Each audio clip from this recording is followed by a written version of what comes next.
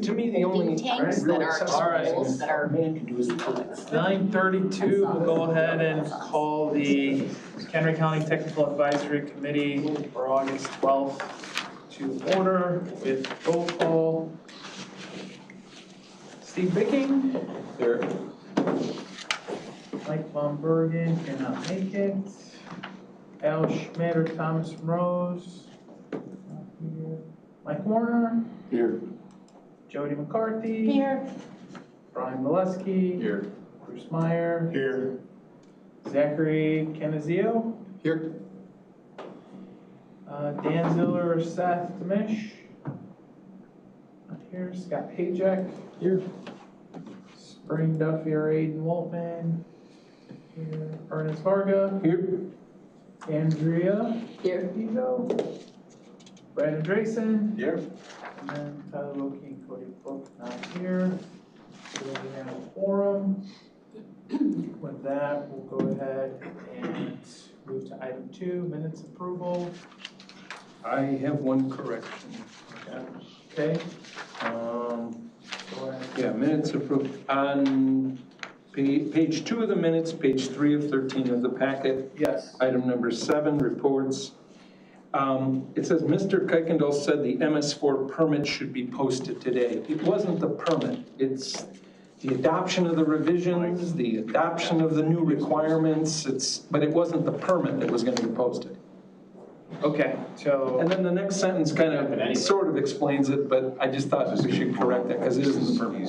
So, Mr. Kuykendall said that was for permit revisions then? Well, no, it's not the permit revisions. It's the requirements for the upcoming MS4 submittals. I mean, I don't know if you want to say the MS4 revised new ordinance, the MS4 adoption of revisions, but it's not the permit. Okay. Does that make sense?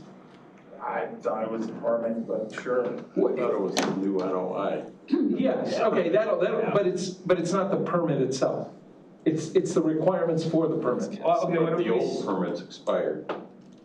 what if The we, old requirements for the permit expired. You submit the permit every year by June 1 or whatever it is for the previous year. That's your annual update.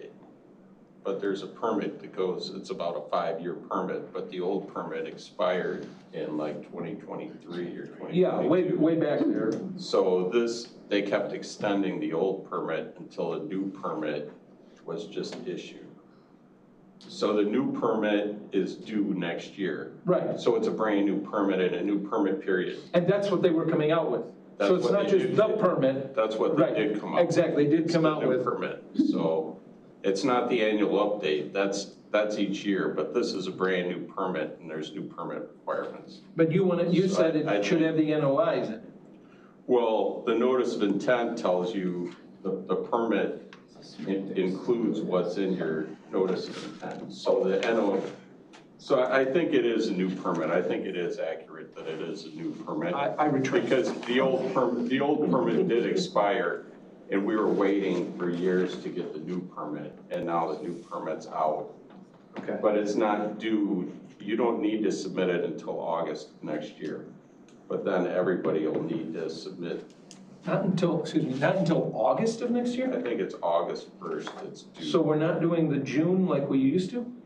No, that's that's the annual update based on this year. Oh, okay. You need to submit your annual update by the end of May, but that's for the current year. I retract and bow to Steve. so I guess I hear a motion to approve the minutes by Steve. Yes, seconded by me, yes, absolutely, yes, I concur. We'll go vote if there's no discussion or further discussion. All in favor? Aye. Thank you. Any opposed? Appreciate that. All right, the ayes have it. Minutes are approved. We have no public comments, so move to number 4, any members' comments at this time? Okay, hearing none, we'll go ahead and move to item 5, which is a continuation of our discussion from last time. So I tried to do a quick recap instead of rehashing everything here. So the quick summary, I guess, if you call it. So this is all for discussion at any point. Feel free to jump in. But the first part, and I didn't include the SMO change or the SMO, but the first part would be to revise the detention threshold to half acre of new impervious area, which is consistent with all other counties instead of the 20,000. So that's something that we've had up there. It didn't sound like we wanted to move that goalpost much, just being consistent with everyone else as well. The second revision would be to the exemptions for that. So allowing for up to 10% of the contiguous property area, given that it meets the following criteria. A is or I guess it's just A, but a demonstration of adequate downstream capacity and minimal flooding risk. This is something that's currently in there, but as discussed, what do we want? What information do we want engineers to submit for that? It is kind of open-ended. So we were looking at potentially an analysis of the existing versus proposed flows. We don't actually, in the previous one, I had kind of a breakdown of maybe up to an acre, an allowable increase, maybe a 1 to 5, 10 to 20 type of thing. We're still looking at that initially. MCSC, there were a couple of comments asking to actually look at some smaller storm events that are occurring more frequently. So we're looking at the different scenarios of flow increases related to water elevation, curve number correlation, potentially incorporating a 2-year requirement, et cetera. So I don't know if anybody else has had any more thought into it or anything else to add. Otherwise, we're going to continue. At this point, we've been running different scenarios, taking a look at impacts to just general infrastructure for a ditch or a pipe, et cetera, things like that. So we're working on that data to present to you guys to show you what it looks like. That will drive the conversation as well.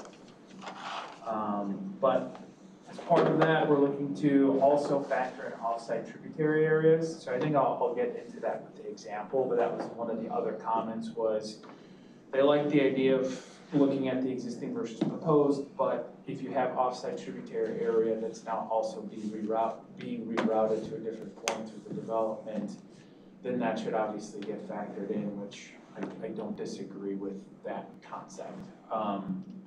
So that's something else that we're going to be looking at.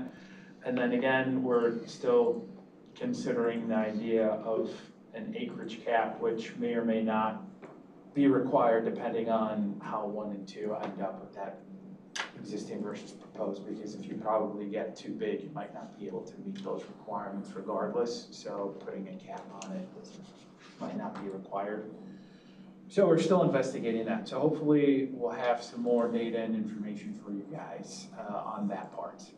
Where we were able to make some considerations is flow reduction. So last time, the idea that was introduced was instead of looking at release rates from a disturbance area, is to look at it from a reduction on impervious surfaces, or as B points out, if you're removing a potentially wetland area or wooded area that's providing benefit and turning it into grass, then having some kind of reduction there to account for what that wetland area is doing in terms of flooding.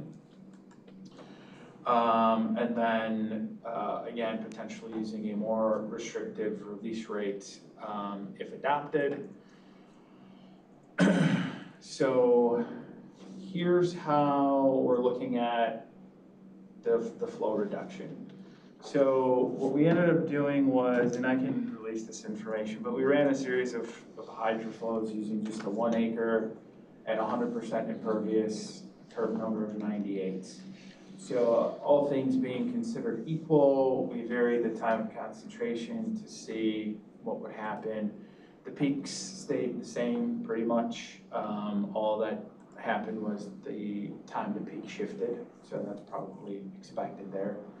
So what we came away with that is roughly that 1 acre of new impervious is about 1 CFS of additional flow. So we then turned to look at curve number and flow calculations from the TR55. So I just copied and pasted the literature, the equation of that. So if anybody has any questions, we can dig through that. But essentially, we were using that to then kind of figure out, okay, if it's about 1 CFS per 1 acre of impervious, and we look back at what the original release rate was at 0.15 CFS, then if we wanted to keep a similar type of idea, that would be about an 85% reduction for the requirement if we're going to call it about equal. So when we looked at that, we plugged in 100% impervious, curve number of 98. The Q is basic. So if you go to 100%, you're going to get the Q from the 24-hour rainfall event. So obviously, with it being a little bit lower, it comes in lower at 8.33. An 85% reduction in flow would be about 1.25 inches that you would be looking to, say, for that site from a release. So that correlates to a curve number of roughly 37.5. For reference, curve number for type A soil for pervious area is about 39. So our conclusion was that having 8.85 CFS per acre seems like a decent target, considering that exercise. We could look to change it. I think it makes sense that basically this reduction would correlate to a curve number, which we can, make more stringent, less stringent, loosen it, but, thinking to the updated NIPSI chart that now uses a curve number as an estimate, so obviously that uses a curve number. So the idea here is equating the reduction to a curve number seems to kind of fit the theme. So that's where we landed. This was something that we had, and I didn't do the analysis for the 0.3, but the idea would be that we can take a look at a similar type idea of taking a wooded area to seeing what the curve number is there, and again, having that reduction to see what this would come out to. So that was kind of our justification. So I think it was just lucky that when we did 0.85, it just ended up being about 85%. Didn't really think that would happen, but that's kind of the conclusion that we were at. So you guys seem quiet. Let me jump into an example, and then maybe that'll stir some, thoughts or, see if there's any concerns. So I pulled this from real numbers from a site. Here's the existing condition. Here's the proposed condition. So in the proposed condition, basically they were putting in infiltration basin down here, tributary area 1. So everything's collecting down here. So in terms of triggering detention, the existing condition flows for area 1 are listed here. So they all used a curve number of 78. The site was fairly consistent from that perspective. The proposed condition impervious area for 1 and 2 are then listed. So they basically are going to take 5.45 of the 7.56 and turn it into impervious area. The top one, a much smaller portion of that at 0.11. So in our new methodology, what we would do then is take that proposed impervious area, multiply it by a reduction. So that number comes out to 4.63. And what we would look at is say it's discharging over here in the southeast. In the existing condition, the discharge in the southeast was from tributary area 1 here. Tributary area 2 was a depressional area. which did not overtop, so the 100-day 24-hour was contained within it. So the release rate there is basically 0. Okay, so the idea then is that the proposed release here, we want to have a reduction from what was going here in the existing areas as an impact to see what the impact would be. So in this case, what ended up happening was because they were diverting a lot more tributary area that was never going here, their reduction ended up being higher than what their existing release was. So we did create that type of a condition, which I'll talk to. But if that didn't happen, let's say, then this 4.63 would get, again, subtracted from that existing condition, and that would be your new allowable release rate. So if in this existing condition, let's say it was 7 CFS, the difference would be about 3 or 2 and change, and that would be your new release rate at this point. So it's looking at, again, it's looking at the release points and trying to capture those. And so it kind of inherently, you know, the ordinance, and there were not just us, but Kane County did it, was revised 5 years ago or so now, looking at adequate downstream capacity conditions. This idea kind of helps capture that to make sure that you're looking at what was happening in the existing conditions and not making it worse. So this type of analysis has that a little bit baked into it. But if we look at, for example, area 2, the proposed impervious was 0.11, so when you do the math, that's a reduction of 0.09 CFS required in that area. And that would actually be met when looking at the proposed flows. So in area 2, it would actually be fine in terms of the release rate. It's area 1. And really why area 1 struggles again is you have that depressional. In the current SMO, that becomes a factor regardless. So if there's a depressional, that's going to be your lowest release rate. You have to hold that anyway. So under current requirements, that's something that would get taken into account regardless and affect that release rate here.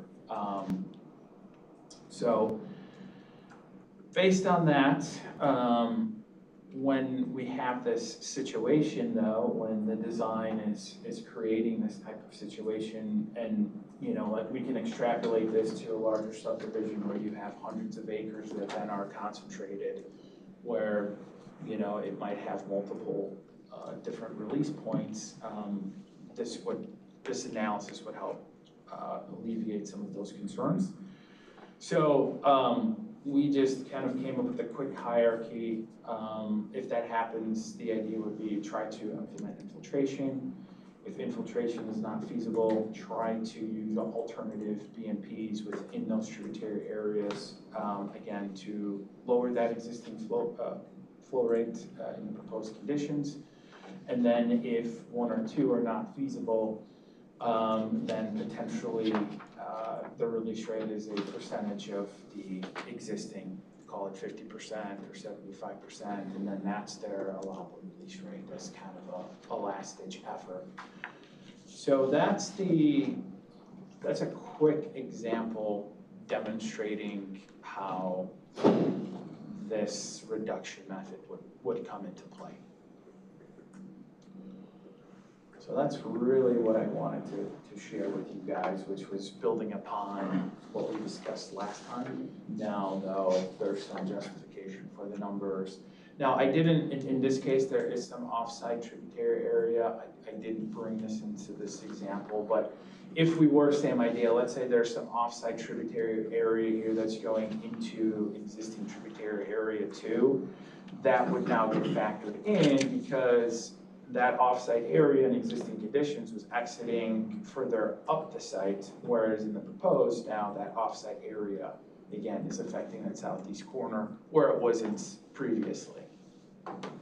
So that would get factored into the analysis, and you know, in this type of design, they can move to a lot of other features, but for example, like a permeable paver system, now this site had really good infiltrating soil, so that's what they ended up doing. But a permeable paver system with infiltration, for example, that impervious area of 5.45, that would get reduced, so it's automatically taken into account in that reduction number. Whereas currently, it would still factor into your allowable release rate. So if you're doing a fully permeable paver system, you're basically requiring a further release rate reduction and not really getting the benefit of the use of that permeable paver system. So that was, again, the key change to the allowable release rate. So what would the ordinance language look like to implement this?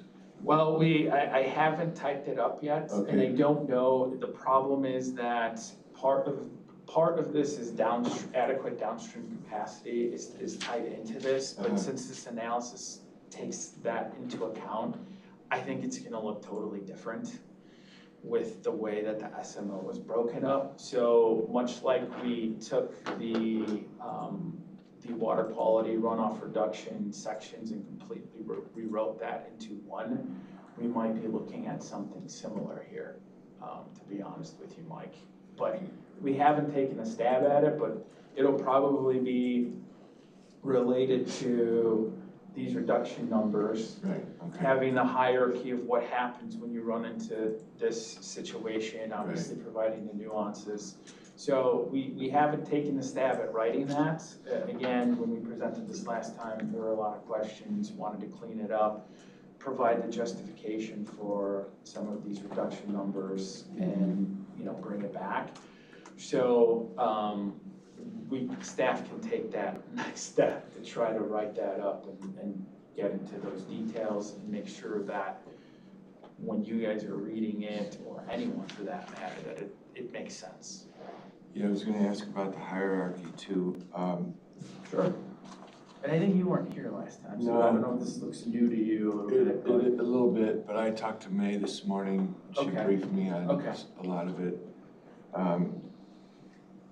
In hierarchy, number one is, try to implement infiltration, and then if it's not, you can't, then lower the existing flow rate by a certain percentage.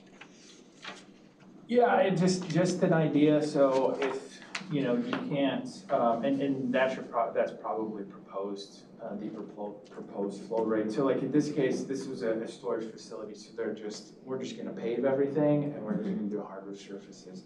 So potentially a way to get around that is to use a BMP like a permeable paver, then that's gonna drop down your quote unquote impervious, maybe it halves it, right? And then all of a sudden, you know, you're no longer at a negative or a zero, you've got something positive. Might oversize their detention, but then they could look to use other alternatives again to help either decrease what's called considered impervious, or in their in their proposed conditions, they incorporate other type of BMPs potentially as an idea, as part of that. So ultimately it's kind of about offsetting and using curve number as a driver as opposed to development area and the 0.15 release rate. Which we, I was looking at the updated usage chart using curve number, and I said, well, if they're using curve number, then why not have some kind of justification for curve number to drive what we want it to be. I posted our just rough curve number data table that I created. I'm still having trouble figuring out what to do with wetland areas. The information out there varies from, like, people are saying from a 30 to an 80, depending on the type. So, still working on finding something solid to bring to you guys for consideration. But this would kind of be the idea of using a curve number as the target and then, working backwards to figure out what we want our reduction to be. And in this reduction, again, the curve number comes out to roughly 37, 38, 37 and a half.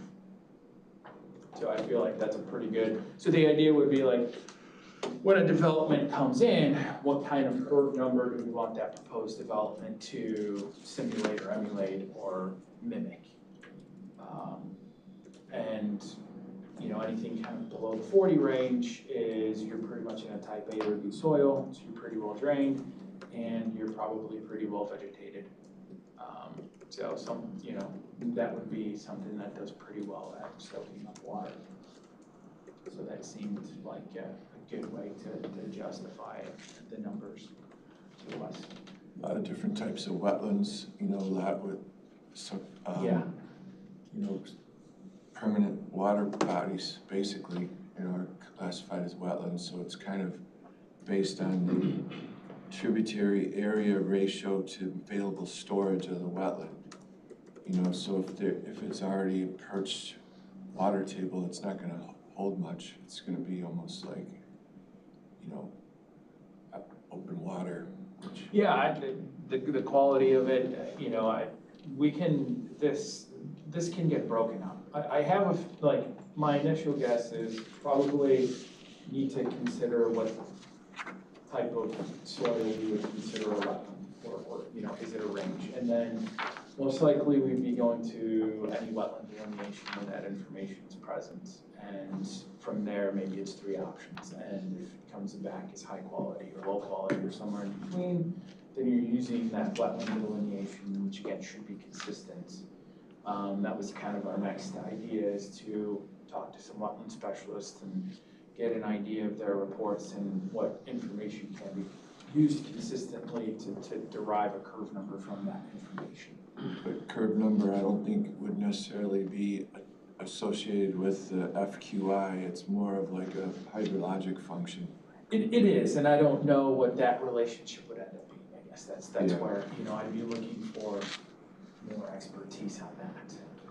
Okay. General idea, and maybe we, discount some of that, whatever it ends up being, to come up with a curve number that we like. So once we kind of finalize this table, then everything else would seem to fall into place.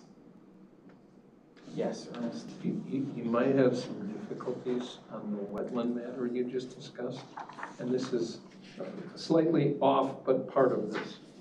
About, it's gotta be 25 years ago now, on the private side, ran into a couple. The lady was a teacher in the science field, the man was a teacher in the science field. They had a home that had an area dedicated behind it in the old subdivision, which was wetland. They had heard of the fact that wetlands can now be utilized, if the processing prior to it is correct, for septic absorption. They wanted one. They were gonna make this like a mini field trip for their classes. So we worked with health department at the time, and we worked out a system that actually could be. However, health department put a secondary system. They said, okay, this will be considered experimental. And in the health department code, when you do an experimental, if it lasts so many years, it becomes an accepted practice. So we're like, hey, this is kind of cool. What the heck? Might get something new here. But they said, wait a minute, this might not really work. And they said, so design an alternate just in case this thing goes into failure. And these people have to commit to building the alternate one, even after they built the primary one, which is this wetland absorption area. So get the permit form, everything else, they go away. About 1.5 years after this, we're doing another site and septic layout in the same subdivision. We're like, hey, let's go back over and take a look at it and see how it turned out. What the heck? So we pull up, by chance, the gentleman is outside. And we say, hey, would you mind, we don't want to trespass, could we go take a look at the wetland system? And he said, no. We said, oh. And he said, no, I didn't mean it that way. We never built it. And I said, you never built it? And he said, we started getting numbers. The numbers were crazy. The first time we actually got an excavator who would come out and look at it, he brought a machine, dug. The water was almost at surface. which wouldn't have functioned, so because water fluxes, obviously. And so when they finally got a bid, the bid was so high, it was almost 4 times the cost of a standard septic. So they said, forget it, economics rule, and they put in the alternate field. So it never went in. But even as we went through that study and trying to figure, okay, how do you figure pre-processing of the effluent? How's the effluent going to interface with the water table? How high is or isn't the water table? And in addition to the wetland information, we went out there with 2 different sets of soil scientists. Because all the wetland says is water's within 16 inches of surface for a period of time during the year. They couldn't even give us an accurate enough reading using oxidation and everything else. So it was difficult at best. So for you to say, well, we'll just go to people and get a rough idea, you might be hard pressed to get the rough idea. Just saying. Well, I guess. Sorry for the long story. When you put it like that, sure. No, I don't know what the outcome is going to be. The point being that if we can, from a regulatory perspective, if we're classifying, if we're going to have wetland areas on this curve number table, my point was there needs to be a consistent way that people can point to if we're going to have multiple options of wetlands, which one they're going to choose for a curve number. So going to a wetland delineation report would seem to make sense if we can do that. I don't know the potential. We might find out that we need to remove wetland areas off the curve number table altogether and figure out how to treat that. That could be the ultimate outcome. I'm not by all means oblivious to that fact, but I don't know what we're gonna encounter. And if people have good ideas, I'd love to take them as we explore this further. Otherwise, that was kind of the next step that staff was thinking logically, is to talk to some wetland consultants. I was hoping Spring would be here, but Mr. Hurst, Brad, I don't know if you have any other thoughts on I don't. that. Okay. No. I do agree that I think it's gonna be a challenge, and I'm almost leaning towards just having to Wipe it out. I'd take the strike the line item also. It would not offend me at all. Which is fine. What would be the general, because obviously, if you have wetland areas on your development and you're now, trying to figure out your existing flows, we have to have something in there though, as a way to qualify the flow. Can't you just convert it to like a depressional area? I mean, that's the only thing I can think that is any kind of like accomplishable determination, because most of the time, I mean, and I'm not a wetland biologist, but I mean, you're dealing with a saturated water area, right? Under most conditions. Don't ask me. It depends on the time of the year. It's not a dry land. So. It only depends on the time of year, because you only can have it for a short period. You can't have criteria that's weather driven. Right. You have to assume the worst case, I would The imagine. whole thing is weather driven. So I think you would want to, I mean, if someone wants to go out there and plug a few holes in it and observe like the water table to try to make some sort of storage argument, that would be one thing. But I mean, for the most part, depressional storage areas, it fills up, you could theoretically convert that to a curve number if you really wanted to. It's easier just to convert it to a flow or a storage value. Well, that's what happened here, but again, for that, they, it was a curve number of 78 for the existing conditions. So if this was a wetland area, are we just gonna say zero release then? Like, what is the, like, that's my, I guess that's my question.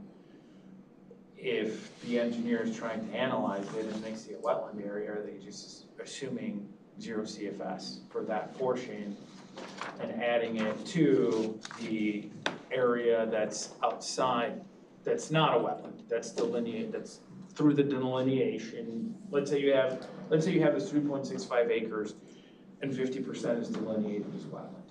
Do you then run an analysis for the flow on the other 50 and call the remaining 50 zero because it's a wetland? I don't know, I guess that's what I'm. No, you're gonna run all the hydrographs through it, isn't that how we do it now? Right, but you still need a curve number, right? Well, you could, I think you can back calculate that into a curve number. Okay, well, if, I just don't know if that's easier, I guess is what I'm saying.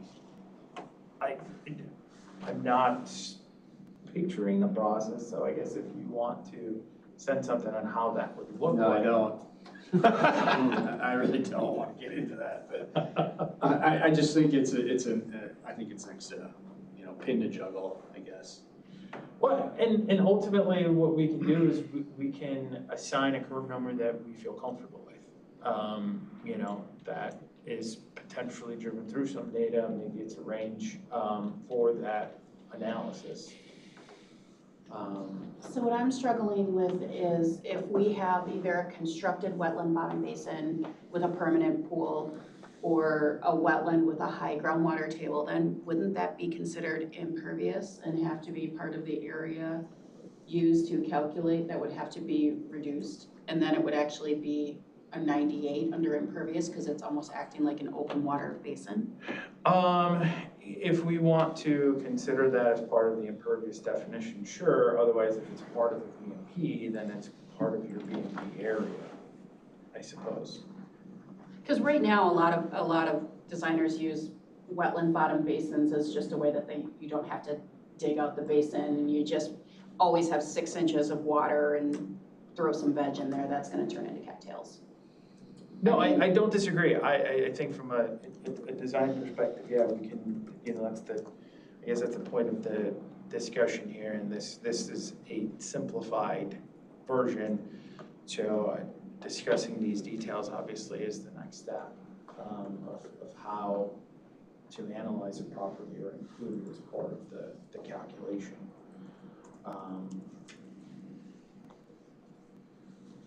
So, I don't know. Get your different numbers and we'll pick one. Well, I don't have a problem choosing numbers, I just would like to have some kind of methodology or process behind it, or some, how we arrived at that. The difficulty you're going to have, and I'm not gonna bore with another story, there was another project where we had to set up piezometers. And we had to read those piezometers for a period of a year before anything could be done. And then we came in with our data, and it showed that it was drier than the conditions were thought that it should be. And our information was considered null and void because it was not a standard rain year. We went another year, and it was an inordinately large rain year. We still had we still had readings that showed it was drier than the conditions thought. That was thrown out because it was an extraordinarily wet year. And we tried to argue, well, if it's extraordinarily wet and we still came up dry, and it could not happen, and at that point, the client pulled out, and we were not able to do a third year. So, when you say, well, go out and, I think you said poke some holes or something. I forget what I'm sorry. Somebody said poke some holes. Brian's idea, so everybody should Okay, I'm sorry. defer questions to Brian on this. I want, next week I get the hat. I don't think we just poke some I did not holes. grasp that process he put out there. Okay, That was my idea, I get the hat. okay, you need the hat this time. I'll take a t-shirt though. You'll take a t-shirt. What size are you? Varies, but probably gonna go with an XL. XL, okay. But you need to get t-shirts for everyone eventually. Well, eventually, sure, that's how that works, it just happens that way. No, I don't, the idea behind the curve number table, I mean, it's already in use when you're doing your hydrograph. So I don't know, if you guys have a wetland area that you're trying to incorporate as part of the project, I mean, what are you guys doing currently, I guess? That would be my ultimate question. And whatever you're doing currently, then I would assume it's being approved. I've never seen a curve number that low for wetlands at 30. It's just a placeholder, Mike, I always recall it just, we had to model it as a depressional area. Yeah, That's but all I I can mean, remember. that incentivizes putting wetlands on your property. 'Cause then you can- the incentive is to, again, use BMPs or have an alternative measure to just a detention basin to use BMPs. using different cover crops, for example, stuff like that. Yes, that's partially the idea behind this is to incentivize, Yeah. right? So I'm not, again, and I'm not saying we drive this so low that everybody's trying to implement. I mean, Yeah. you try to put a wetland where it's not gonna grow, obviously it's not gonna work. So that was not the intention behind it. The intention of the 30 was from the TR 55, a type A soil in what they considered a wooded area, they put a curve number of 30. Right, so I just grabbed that as a point, as a talking point. So for the wetlands specifically, is there the potential to have, a higher curve number if it's historically like a permanent pool wetland versus maybe have a lower curve number if historically you can show it's just periodically wet but not standing water? I would say yes, that there's probably just like grass areas, there's different condition covers, wetland areas, there's different type of wetlands to consider. So it's either trying to break out 2 or 3 different options and thinking about what that would look like. Just saying, that's too difficult, let's just do one number we like, or we can even come to an agreement, remove wetland altogether, and you're dealing with it under the current values available to you. Because if you're using the current numbers available to you, people are just inherently probably gonna choose, one of the lower options, I would imagine. From a regulatory perspective, I don't know how I would then say, well, you can't use that. I think that's the way that I'm viewing it, is as long as we're using something, call it a wetland delineation report, where that information is available, then that's easier to deal with, to say, well, it's a high quality wetland, so there's 3 wetland choices, here's our high quality curve number, that. Do you need it? Is the other question I have. Can you exempt it from the calculation? So I guess I'm still having a hard time figuring how you factor it into your hydrograph without assigning it an area and a curve number. I understand it's a depressional area, so in this case, like, let's say this depressional area in these conditions that these guys did, they used a curve number of 78. TR 55. If it was, do you want me to pull TR 55? Well, I mean, what do they have? He's got it. What do they have for wetland? If this was, let's say, existing gravel area, what you might find is that this depressional area fills up and overtops. So obviously those are, so to me, the curve number closer to gravel might be 85, 88, 90, depending on if it's compacted, et cetera, doesn't have fines, whatever. Different pages. That curve number comes up and it's showing that now this depressional area not only fills up, but it overtops. Compared to if it's vegetated, it doesn't. That's the closest we got right So I don't understand how to eliminate the curve number completely. Back to your soil, back to your RCN values, are those C or D soils? They're mostly Cs. Okay. We didn't want to go with A and a B to be more conservative, but if we feel that we want to use B soils and that's consistent with McHenry County, I have no problem with that. It's just, the kind of the adding a little bit of cushion in there from a regulatory perspective. Well, I think one of the Safety factor, if you will. because when we're analyzing existing conditions, in reality, a bunch of these soils, especially over here, might be an A or B, but then when they bring in all the fill, they're converting it to a Right. D. So I just wouldn't want them to use, I guess I would want this to be proposed conditions as opposed to existing conditions. That's why we went more to a C and a D when we created these. Because yes, when you go back to any of these old subdivisions, the curve numbers are based on the existing data, and you're right, they're coming in and they're changing it and there's fill. So what is the actual curve number in the proposed conditions?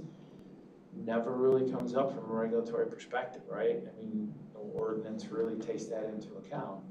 So that's why we decided to go with the C values, because of that idea. But you would still use the A's and the B's to do the existing runoff calculation. We could, yeah, we were thinking we would just do one curve number.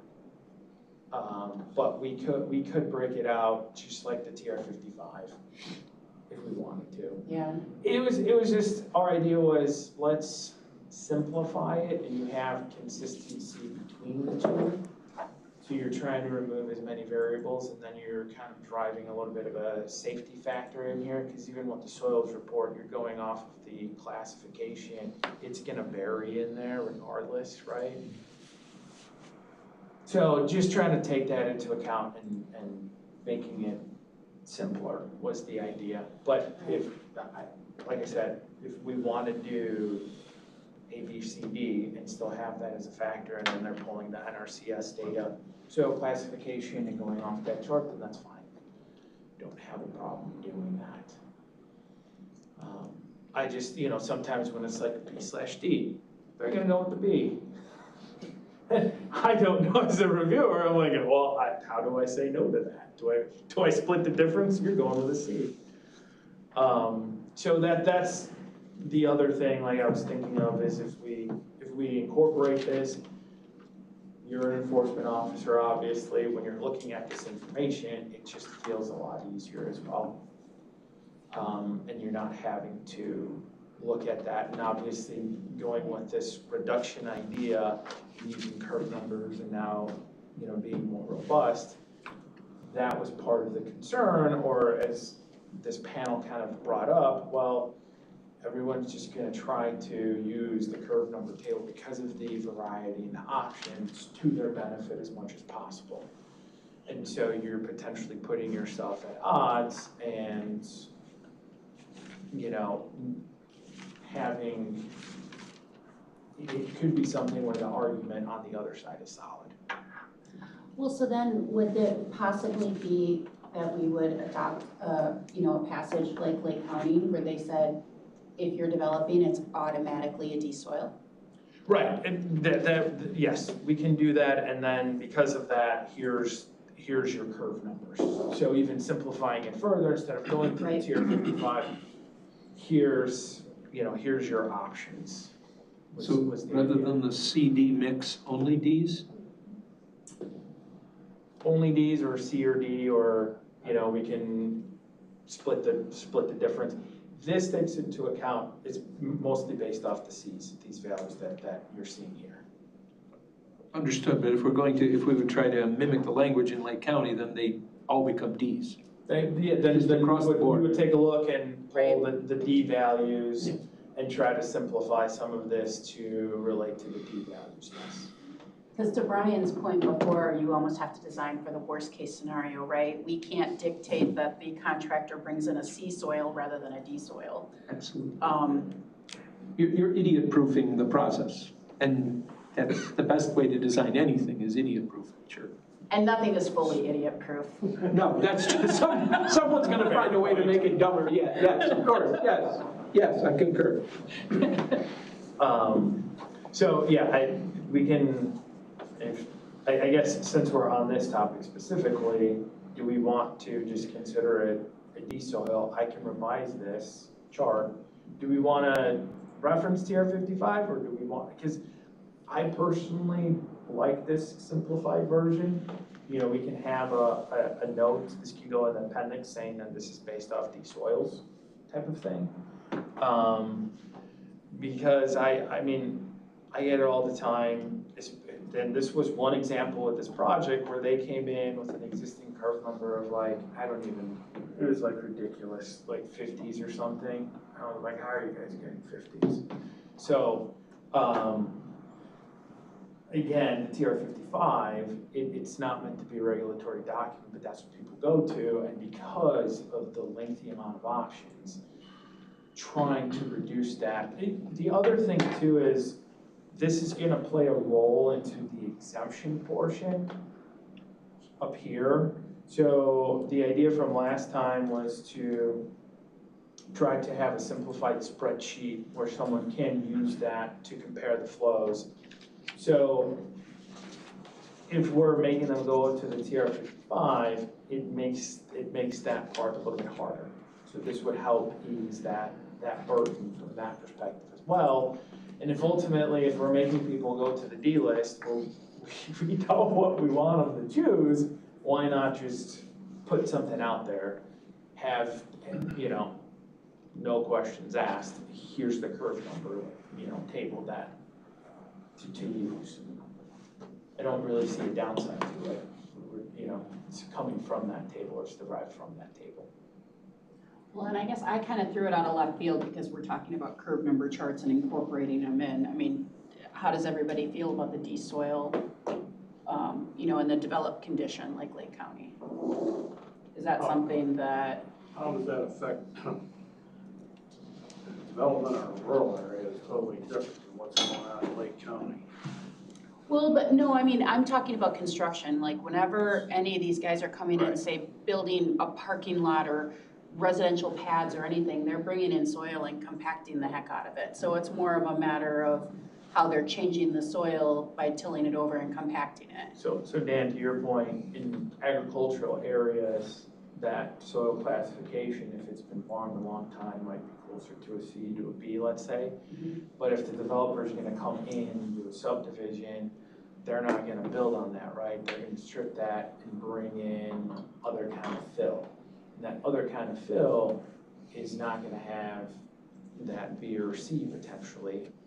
And so what it's going to show is that in existing conditions, the agricultural soil potentially can infiltrate better than when the subdivision goes in. Therefore, the flow rates off of the proposed conditions are gonna be higher.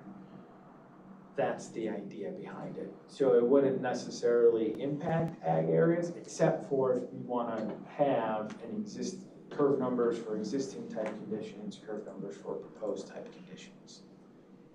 Can Which I might make sense. Can I ask one question though, on the ag questions? In days of old, each farmer had a drying device on his farm for his grain products before he would ship them. So you get them down to a certain percentage. Now they've all they go to like a massive farm where they build huge drying and bin storage areas. When they build those, they also they make impervious huge areas. I mean, semis to be able to pull around and store it, storage of equipment while they're waiting and everything else. So it's not a subdivision, but it's a little Walmart parking lot almost by the time they get done.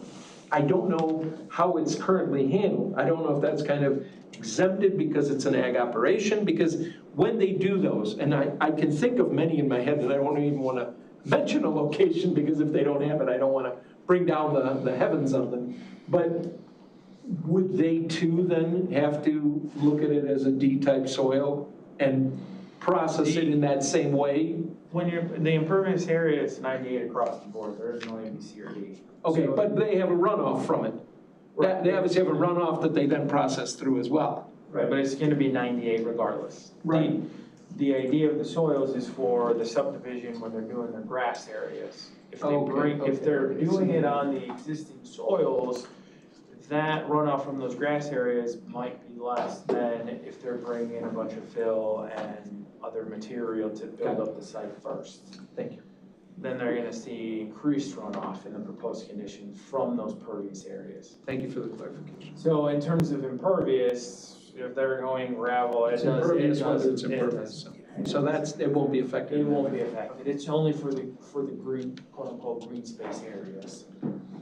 And I don't know if that's such a difference that we want to go to existing versus proposed, or again, just consider a C or D type soil And be done with it. and be done with it. And be Right, done. right. It would eliminate arguments.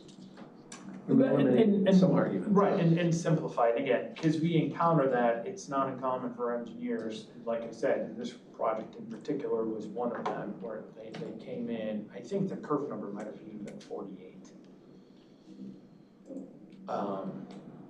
So said, no, you're close. Which significantly impacted their depression storage and therefore their comp storage for their new basin. Which is why they were trying to go with the curve number 48. Sure.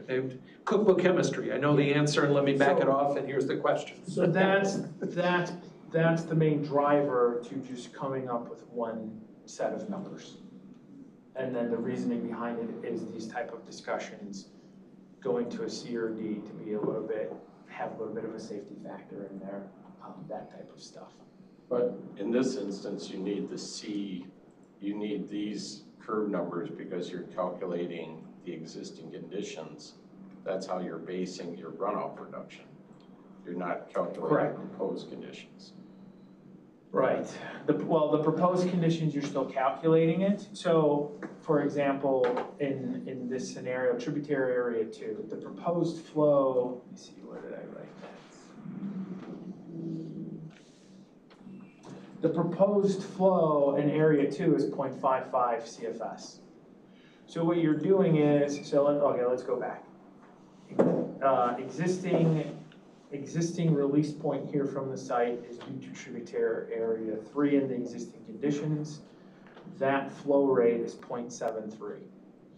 In the proposed conditions, I'm just pulling, I pulled these numbers are pulled directly from their calcs. In the proposed conditions, trib area 2 is that release point for 0.67 acres, so you've reduced that acreage down. That proposed flow is 0.55. Right, so now the question is, does 0.55 meet the allowable release rate? Well, to understand the allowable release rate, you would go to tributary area 2, figure out your impervious, which is 0.11, multiply it by the reduction, which is 0.09. So your allowable release rate for area 2 is 0.64. So you're still running your proposed conditions because you got to show that area 2 now releases at least at 0.64 or less. Right, but you need to run the existing too, so you need to run both. You need to keep C, and you can add D for the proposed, but then you'll have 2 columns. If that's how we wanted to do it. If we want to use existing conditions, a C-type curve number, and proposed conditions, D-type curve number, we can do that. And what I can do is I can show the differences to see if we want to go through that effort. If it's close enough, then I would say just go with one curve number. Would be my thought process, but yeah. How are they meeting in the proposed condition? How are they achieving the 0.55? Is it detention pond or something? No, because actually what they did was they're losing some of that tributary area in the proposed condition. So in the existing that there was a ridge line here, and I didn't do a good job. In the proposed condition, that ridge line moves up, eliminating some of the tributary area that was going to the right of way. It's now going back to the southeast corner. So therefore, they basically eliminated tributary area. Half point, so Right. they achieved it by Watershed diversion. yes, Yes. diversion. But that doesn't necessarily help them in the southeast corner. Yeah, Right. okay. And currently what we would do is we would just look at this. So the way that they looked at this was this is an undetained release, right? So under the current code, that's what they would be doing anyway, and they would be subtracting it over here. In this condition, at least we're taking into account that what's going to the right of way and having some type of reduction still in that area. And then what is the resulting piece there? Is it grass or is it a mixture of It's a mix. of pavement and grass and stuff? Yeah, because I think they have some grass there before they start their parking in their buildings due to Okay. setback requirements. So yeah, they have some grass Curious, areas. thanks. Yeah. Oh, I know this site. Yeah, I was waiting for you to say something.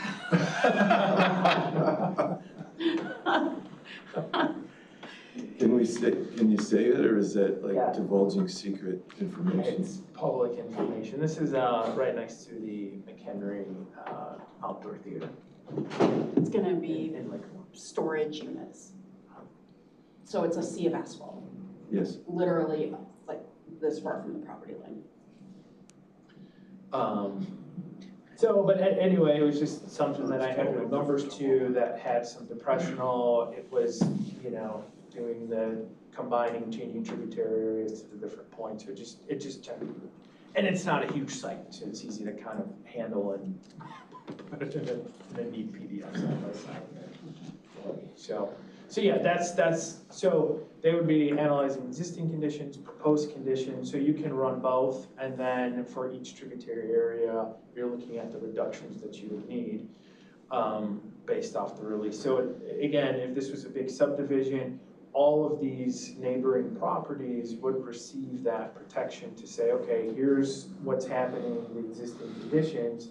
The idea is that in some cases, you're having to reduce that flow to those areas, or you're maintaining those flows, you're not making them worse. So having undetained areas, inconsequentially, that's the idea. Well, okay, you can have as potentially under current ordinance requirements, you can have as much undetained, you're just subtracting it out of here, but that still doesn't mean that the right-of-way isn't impacted adversely, just because you're meeting release rate requirements of mapping. Like you could, under old conditions, let's say you take 8 acres or so times the 0.15, and then call all of that undetained because you're going to a zero release with infiltration, you would technically be meeting release rate requirements.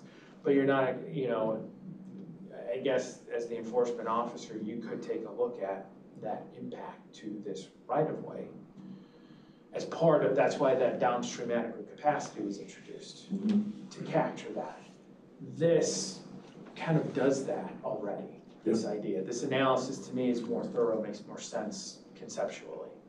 What if the ridge line was a watershed divide? So like between like the Fox River and, I don't know, the other river, Kishwaukee. Well, so it would just be, you know, a tributary area divide like this. Does your ordinance, I guess, does your ordinance allow that The to? splitting of water, like major water. Bringing more water into the Kishwaukee versus the Fox. Right, because that can be considered a watershed diversion. Correct. I don't know if I've ever had that come up. I'd have to look at the SMO language, but I'd be surprised if it's covered Okay. as part of that. Where again, and that's the idea of if you have offsite tributary area, let's say there's offsite tributary area here that was going to the Fox, and this tributary area was going to the Kish, and all of a sudden there's improvements made that is changing that, then that would, and under this scenario, in the way that it would work in the analysis, you would have to account for that offsite. So let's say this tributary area here, let's say the divide was down here actually, and this was, you know, Fox and Kish. And in this scenario, the Fox is still going to the Fox because it's going to the right. But now they're changing the onsite. So this portion of the Fox is now going to the Kish. You would have to account that offsite flow now going to this point and how it's being affected at this discharge location. Okay. So like the idea behind this, or the struggle that, or as we were discussing it with staff, is that whenever these type of analyses came in, the existing conditions were never really a factor except for like offsite flows. They never really factored into proposed analysis. You know what I mean? Like it was just, hey, we're just gonna run our existing, but really the flows aren't used, the information isn't really used, unless it's a depressional area, that's different. So we just felt that, okay, why are we not looking at how it's operating in existing conditions, and when we go to propose, do a comparison to make sure that we're not diverting water where it doesn't need to go and making the situation worse. And again, that's kind of what the downstream adequate capacity was born out of, was those type of situations, right? So it's kind of trying to mirror these. To your point, Mike, like how is this rewrite gonna look? This factors in some of the points from the downstream adequate capacity section. So that's gonna have to get kind of reworked and pulled into this, and the whole thing's gonna have to be reorganized essentially. I just don't see any way around it, because this idea is different than how it currently functions. So what was the reason again that the current ordinance doesn't cover this? No, I'm not Or is saying, I'm not Or is it saying, an issue or that? I'm not saying it doesn't cover it, but, you know, the example that's brought up is, take solar farms. And spoiler, we're probably gonna, on the next tack, bring up the idea of solar farm permits under the stormwater management ordinance. But take solar farms, for example. You have an area that could be agricultural, a mix, you know, wherever they're looking to do the solar farm. And they're doing an impervious area that triggers the detention requirements. Under the ordinance, right now, what you're doing is you're taking all of that disturbance and saying, here's your release rate. And really, the only way you can meet that is by doing a detention basin in those scenarios. However, with the solar farms, the idea is that these are 30-year leases. Maybe they get extended into the future, but if that farmer wants to go back and farm that land, you've now introduced infrastructure into detention basin that makes it virtually impossible to go back and farm it. So the concept of them trying to establish natives, which again is a different conversation of the policies in place to make sure that those are established and functioning. But the idea that you're potentially introducing natives that are providing a big benefit that theoretically, I don't think anyone here would disagree, would offset the runoff from the impervious area, the ordinance doesn't allow you to capture that. So in order to meet the requirements of the ordinance, you're stuck with having to do detention, even though these, you know, you're doing an analysis and showing that in the existing conditions versus the proposed conditions, you're having a significant reduction in flow. So the idea of you making it better, sorry, you're not meeting the release rate requirement of the ordinance. And so that's just a solar farm example, but if you extend that to anybody else that's in a similar situation, an ag farmer that does an impervious driveway out to a pole barn, they're triggering detention potentially, right? Same scenario, but maybe they can do some cover crop or some other things to show that their impact to the flow is not, you're not making it worse in a way. But again, there's no way to capture that. So by then looking at just the impervious area you're creating and saying you need to reduce the flow off of that, and you're doing it via introduction of natives or other BMPs, now there's a path forward and it opens the door for a lot more design criteria. I also, the idea of the permeable paver. If you do a permeable paver, you're still doing a release rate, right, calculation off of that under the current conditions.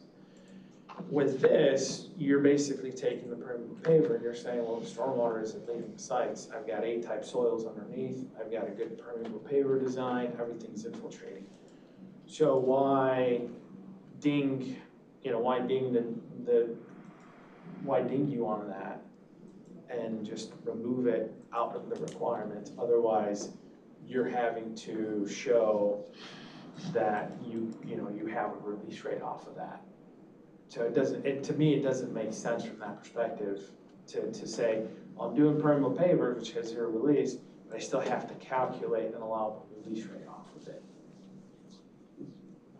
Can it be just modified to, the ordinance so that you're not using the solar farms as, 100% impervious? I don't know how the C values are calculated, but if they're elevated off the ground and there's grass area underneath, it may be hydrologically disturbed, but it's not really going to be causing an increase in offsite flows.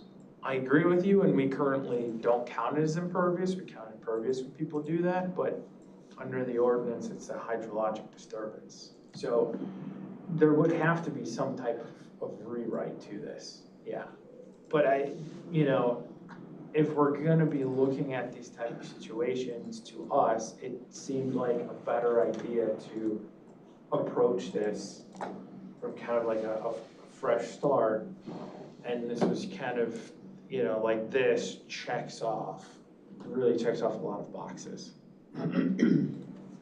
So the question is, you're putting the same soil back, right? It's just disturbed. Oh, and, you know, yeah, it's basically just prepping it for natives, or there's some disturbance related to underground cables potentially. Right, but I mean, whatever. But the yeah, point is, the second you disturb the soil, you break the structure of the soil. And that's where the permeability and that's where it all comes from.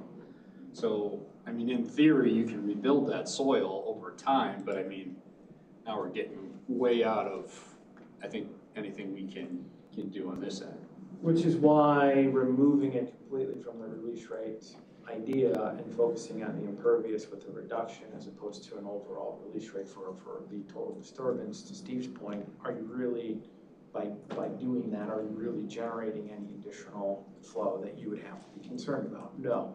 So if you're not, then the only problem is if you remove that, your 0.15 release rate is focused on the impervious. And so now you're just having to do a detention basin for like a half acre of impervious area, let's say. I think you are creating more flow because those calculations are based on initial abstraction, and your initial abstraction values won't be the same. I mean, they're based on a hydrologic soil group, but that hydrologic soil group, I assumes that soil is in a certain state, right?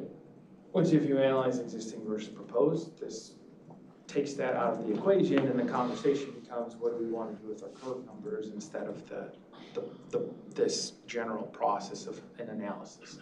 So that's where, again, staff liked this analysis in terms of it just fits a lot of these discussions that we're having, and eliminates a lot of the hurdles of keeping it 0.15.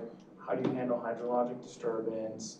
Now you're getting into a nitty-gritty definition change, et cetera, et cetera.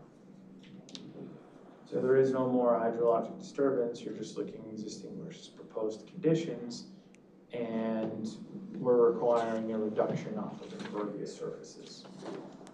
Simple in our mind, from a regulatory perspective too, because then the calculation, I mean, this is a simple calculation at the end of the day too.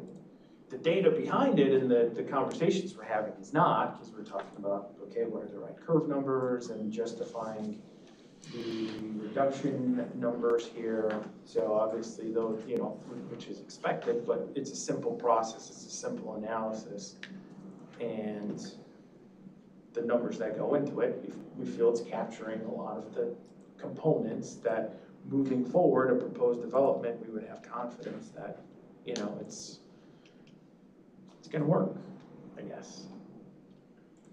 So when you provide the ordinance language, can you, I would make a request to Are you making a motion for staff to move forward I think so.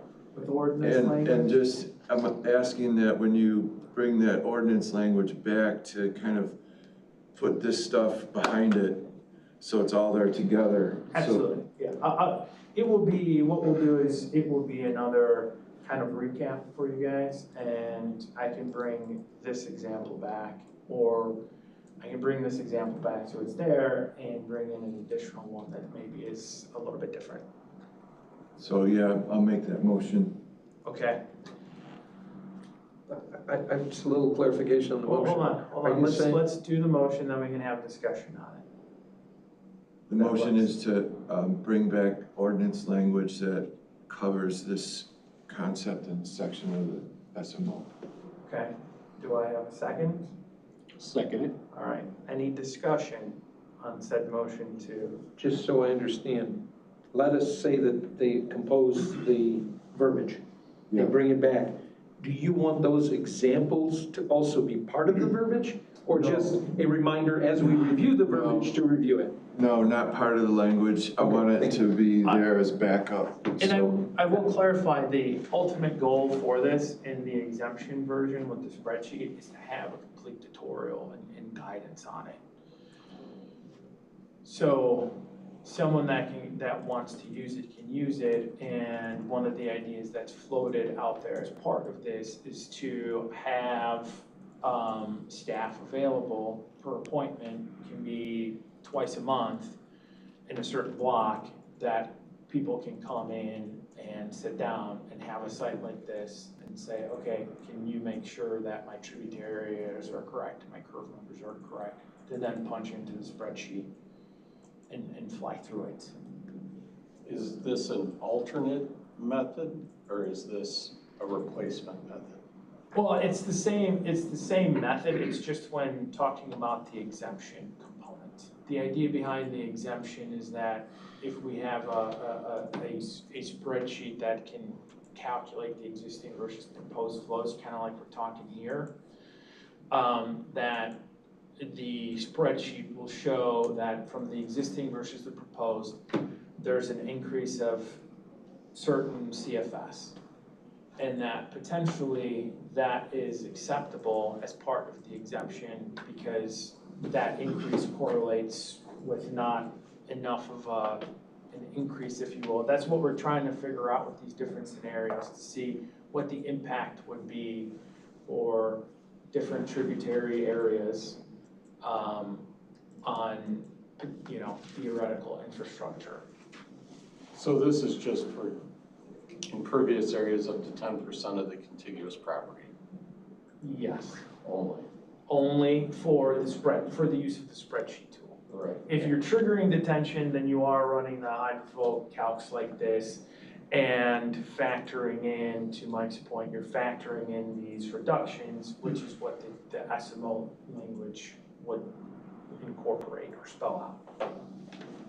So there's no longer a 0.15 CFS per acre release rate? No, this would replace it.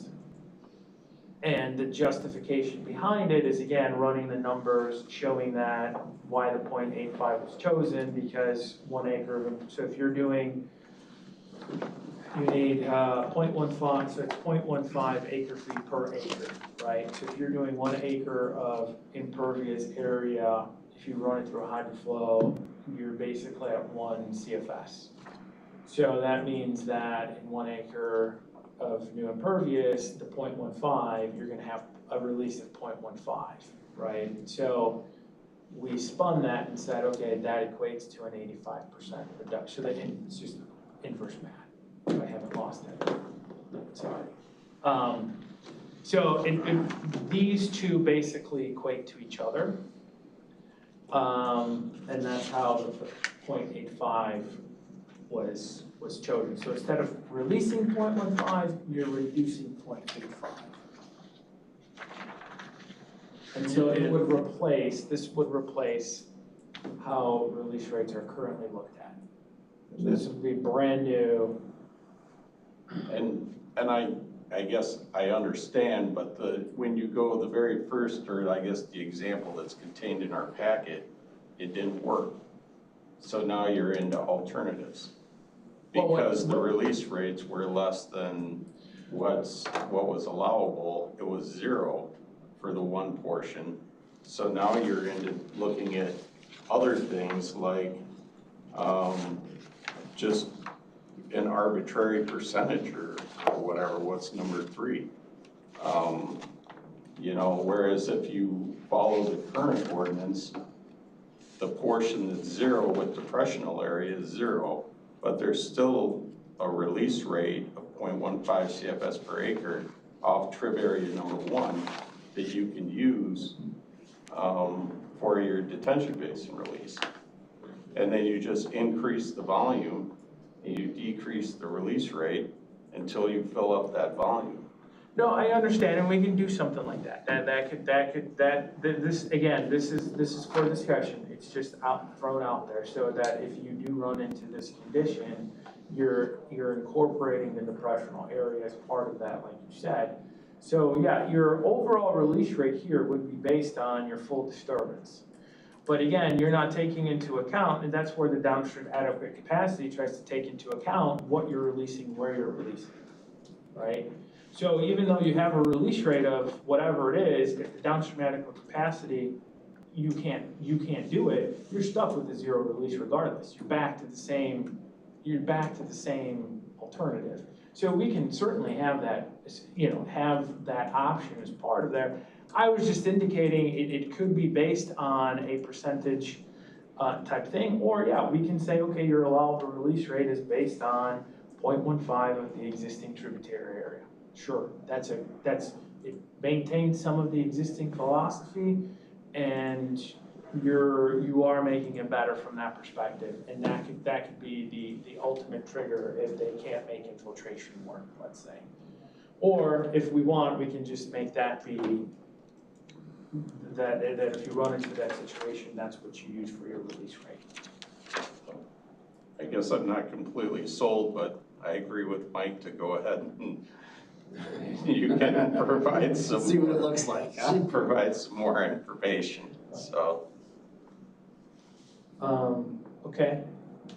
Is there any other discussion on the motion to move forward with generating the language?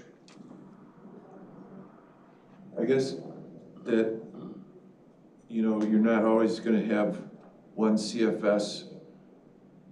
This has probably been talked about in different ways, but you're not gonna always have one CFS per acre of existing conditions runoff. So it'd be more or less.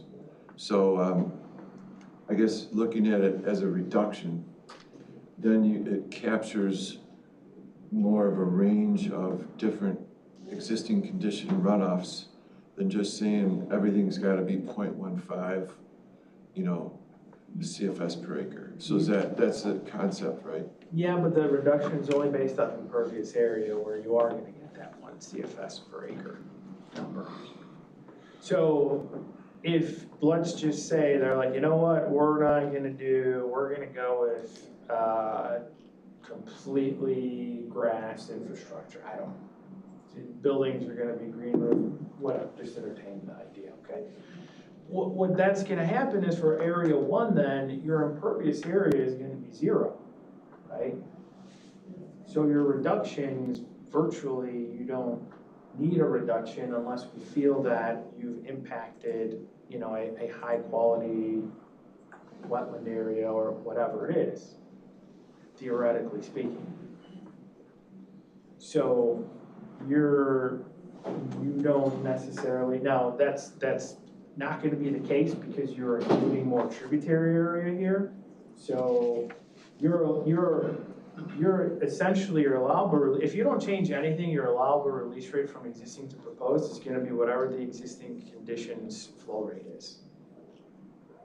So if you say, okay, well, I'm not gonna do any impervious and I'm gonna go to a full grass design and put in some, geofabric to provide sturdiness for vehicles and I'm gonna call everything pervious, the problem is your release rate is going to be for this point, it's gonna be 3.03. In your proposed conditions, you're including more tributary areas, so you're not gonna be able to meet the 3.03. So you might still have to do detention. But should this be a reduction based on impervious area? Shouldn't it be based on total development? Because if you change a pervious grass area from a B soil to a D soil, you are effectively increasing the runoff. So if we want, yes, we can do that too. The idea here was just to focus on impervious areas to Steve's original point that, yeah, if we want to go into the nitty-gritty details of a B soil versus D soil, then yes, you're affecting the curve number. But if it was grass before and you're returning to grass and theoretically you're not bringing in fill, then are you really going to see an increase in flow?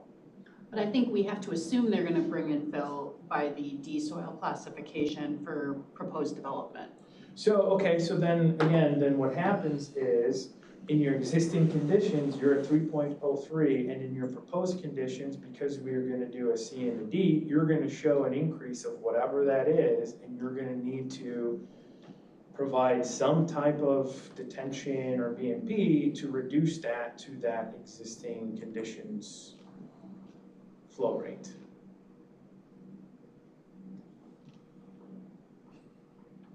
Did I lose everybody? No, I was just, That 7.56 acres in the proposed condition isn't captured anywhere, so there'll be more tweaks needed to the methodology.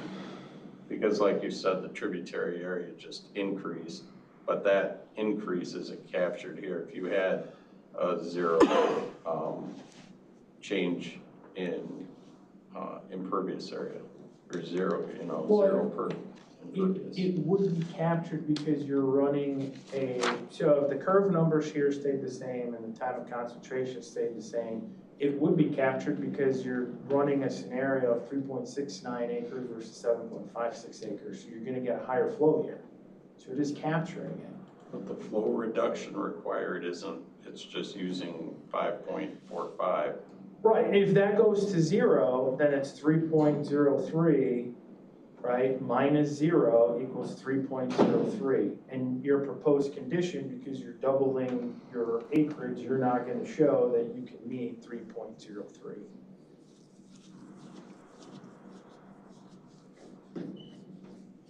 Without doing something.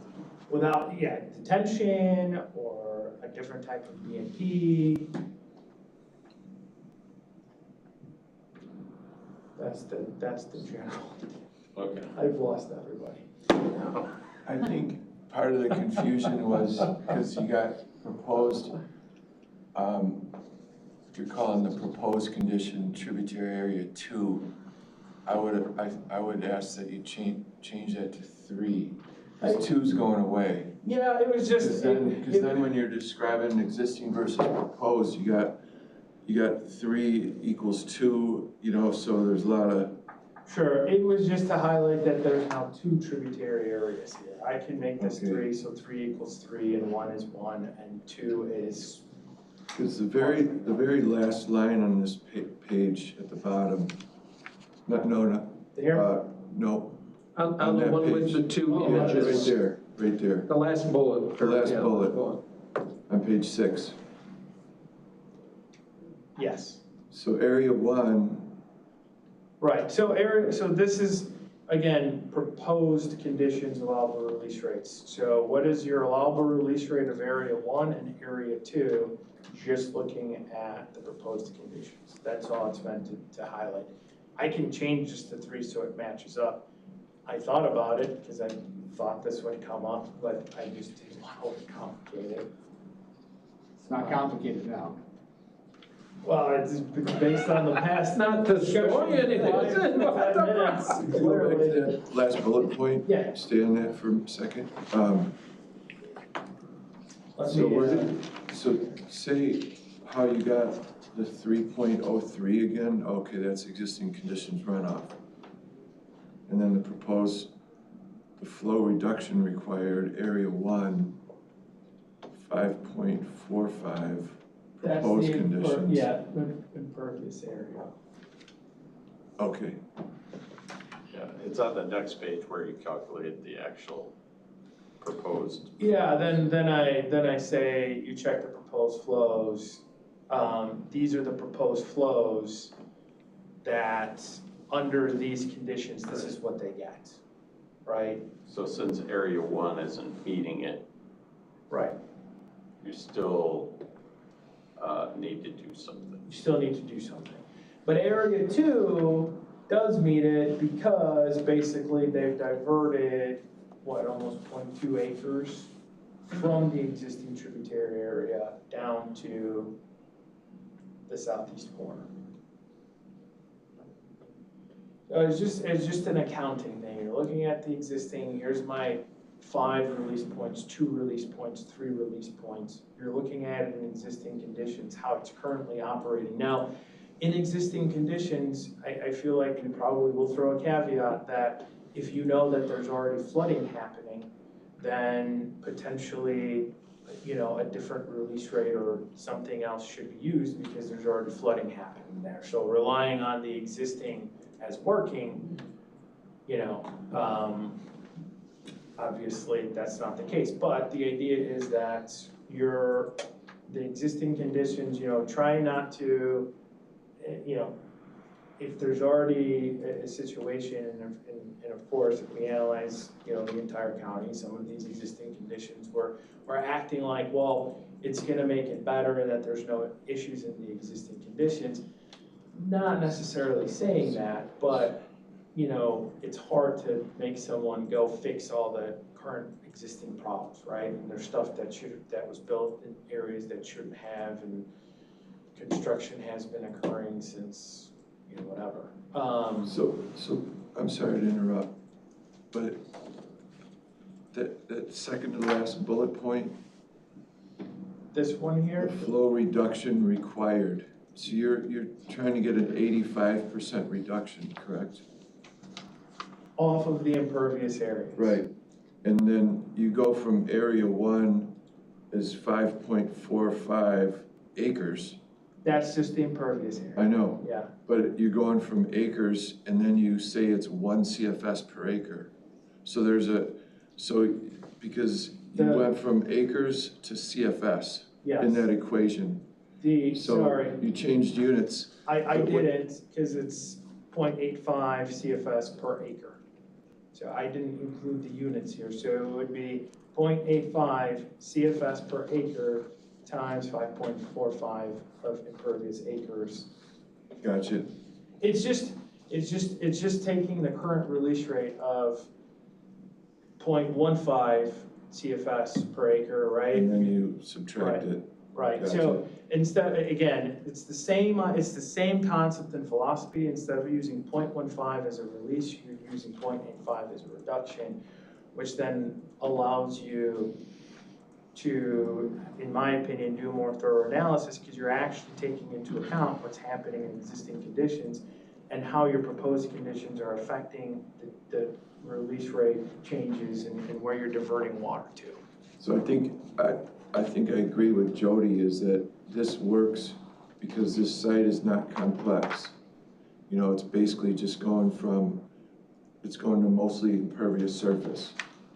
But if you have a subdivision that's got a lot of grassed areas that are built out or regraded, parklands that are created, that are grassed, it's not gonna work out as neatly, because you have a lot of not impervious surface that's contributing to runoff. So I think the more of the site that you have that's not impervious, that this goes away from working farther.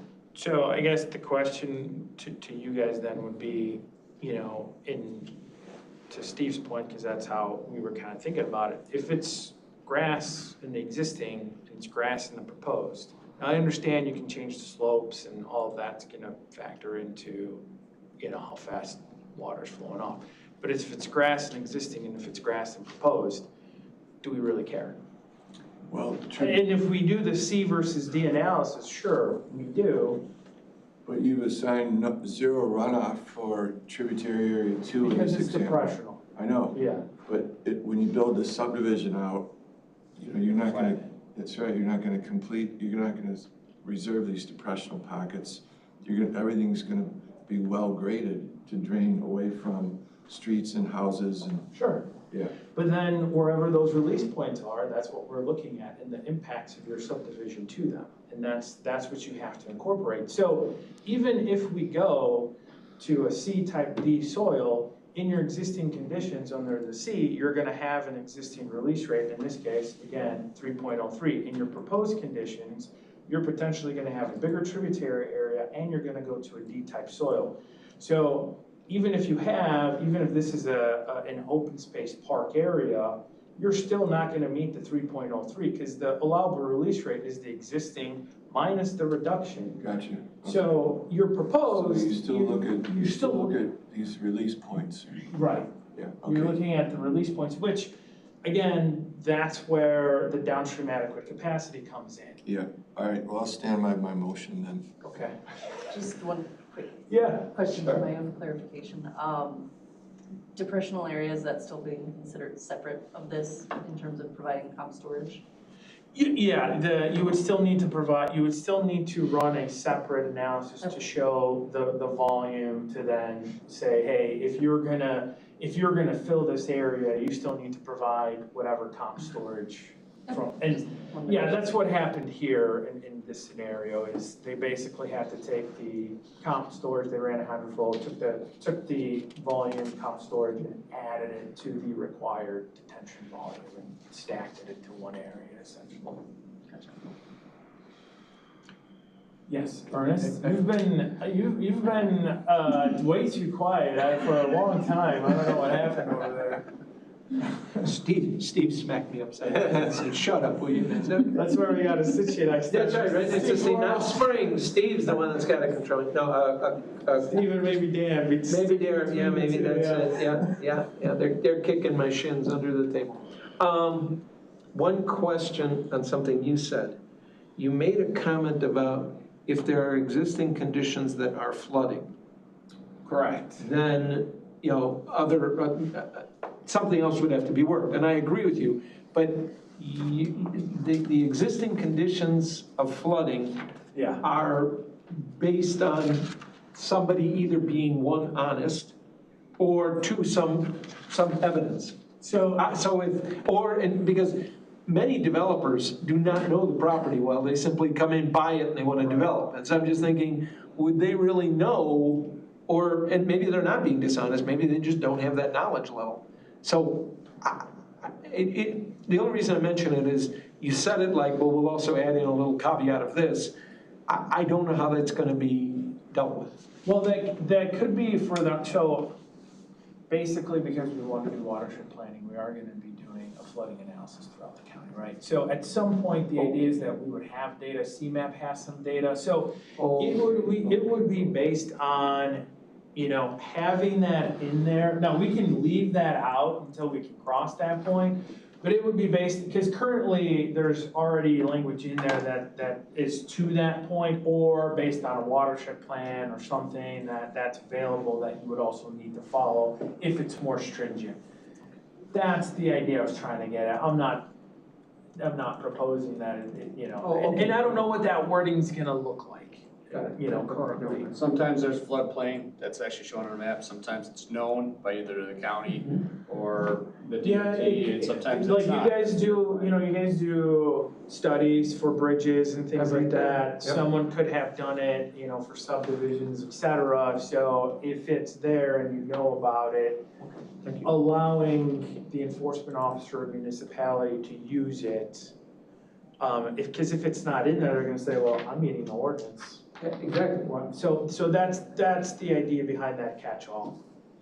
See, Steve, I told you it was a good question. You should ask it, I told you. Any other discussion, comments? I'm sure there's gonna be more concerns. All right, we'll go ahead and vote on the motion for staff to start working on putting together the language. All in favor? Aye. Any opposed? Okay, the ayes have it. So with that, we'll also take a look at the curve number information and the discussion that you guys had. And what I'll do is we'll formulate a C and a D type thing. We'll just call it existing and proposed, so you guys can visually see that. I'll try to pick out a couple more examples where this threshold doesn't come into play, or maybe it's more subdivisions and there's more tributary areas. I'm gonna do my best. I don't know, like, you know, I'd love to pull an example where I have data for it, so I might just go to a random subdivision, to be honest, and maybe use that. And then I'll try to work on this hierarchy as part of that for you guys, okay?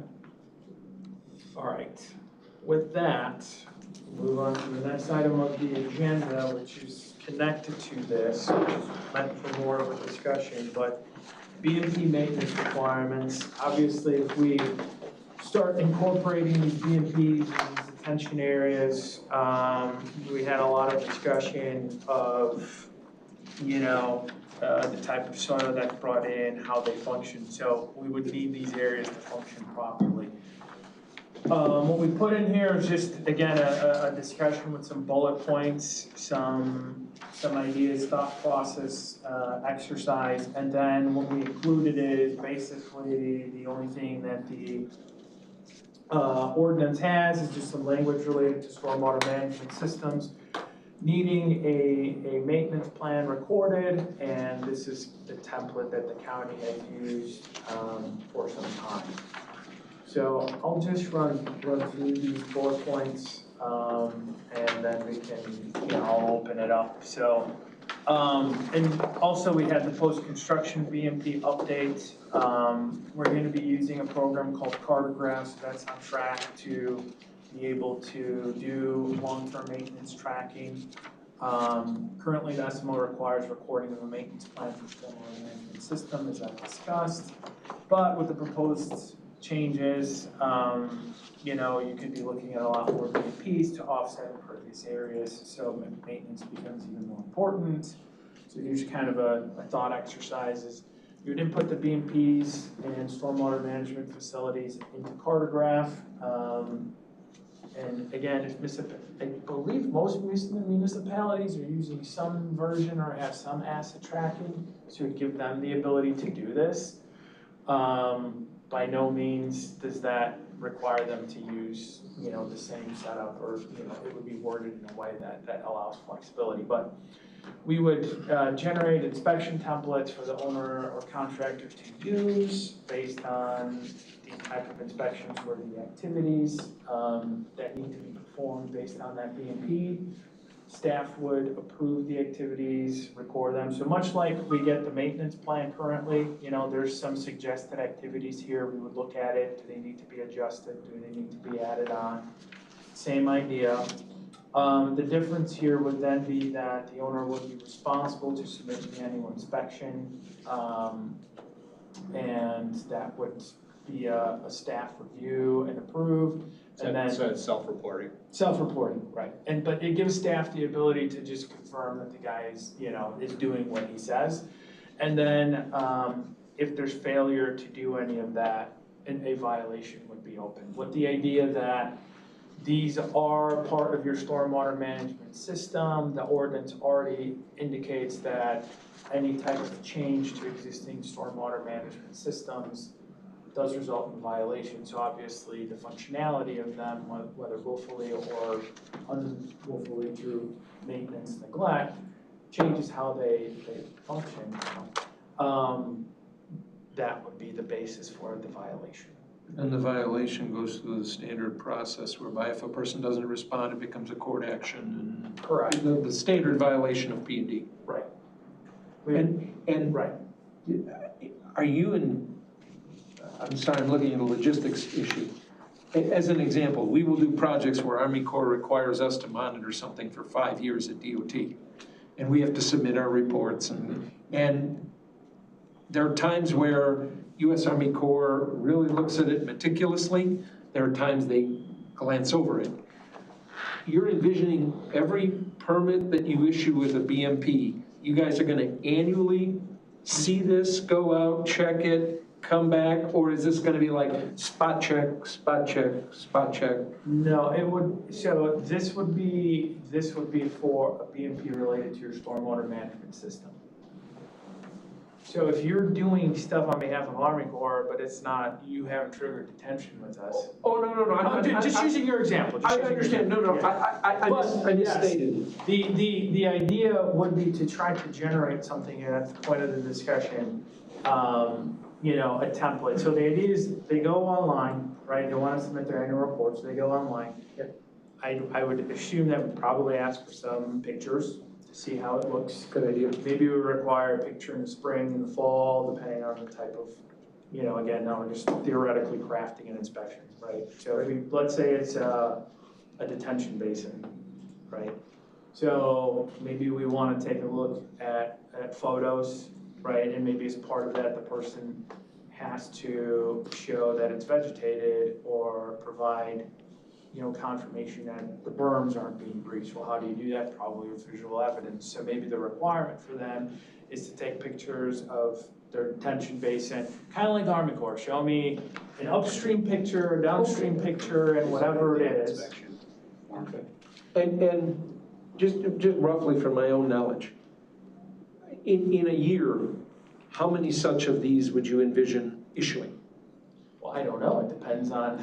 Well, no, I'm just You know. saying, do you guys have the staff to be able to monitor, let's say it's 5 years from now, this goes in, it's 5 years from now. Let's say there are, I'll be stupid, there's 20 a year, so now there's 100 of these to Right. review. Are you guys looking at having to like hire on additional staff to look at what they did? Oh wait, that doesn't look right, go out, check it, come back, follow up on violation until they get hit to the courts? That is a valid question that I don't know that I can answer, because Okay. can we develop something that can't be used first? I guess is the question. That's the first question. Can we develop a process, a system where the self-reporting process is functional? Then the idea of staffing, okay, because if we can't get there, Ernest, then the whole staffing debate is it doesn't matter, because we can't get to that point even. I understand, my only thing is, if you develop this and you get to it, and all of a sudden it overwhelms your department, and nobody's even looking at them, or don't have time to go through and look at them, then why'd we develop it to begin with? So, well, the idea would be that, come November, December, things really get light, right? So that's the idea of the annual report. So when they come in, that would be the idea. And I think that much like some of the MS4 permitting, hey, if you're showing you're doing a good job, you can decrease the amount that you need to do. So maybe after a couple of years, we say, okay, give it to us every 3 years, 4 years, 5 years type of situation. And from, just so you know, I'm totally for this for a different reason. Every year when the sealed bid tax sales come up, our department has to review all of the pins, just in case any of them fall adjacent to our highways or other known IDOT, townships, whatever, so we can alert them, because there may be a need to get that area for right-of-way.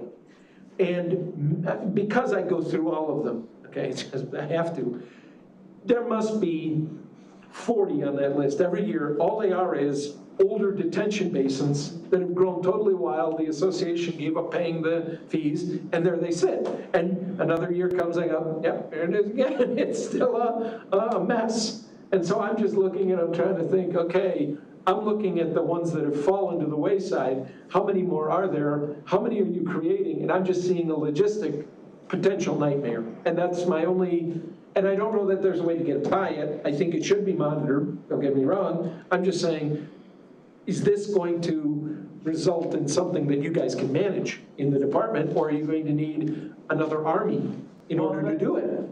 How did you find out that those were let go to the wayside? Because when they do it, they do a photo.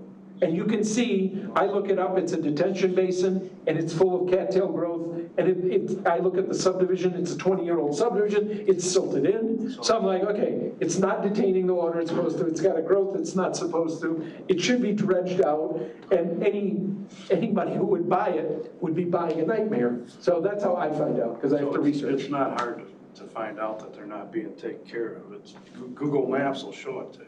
An aerial image also shows it, so does Google Street View, yes. So But it's just, my deal down the road from us, all these basins are not, they were turned over to the homeowners association. They don't have a clue what to do. Right.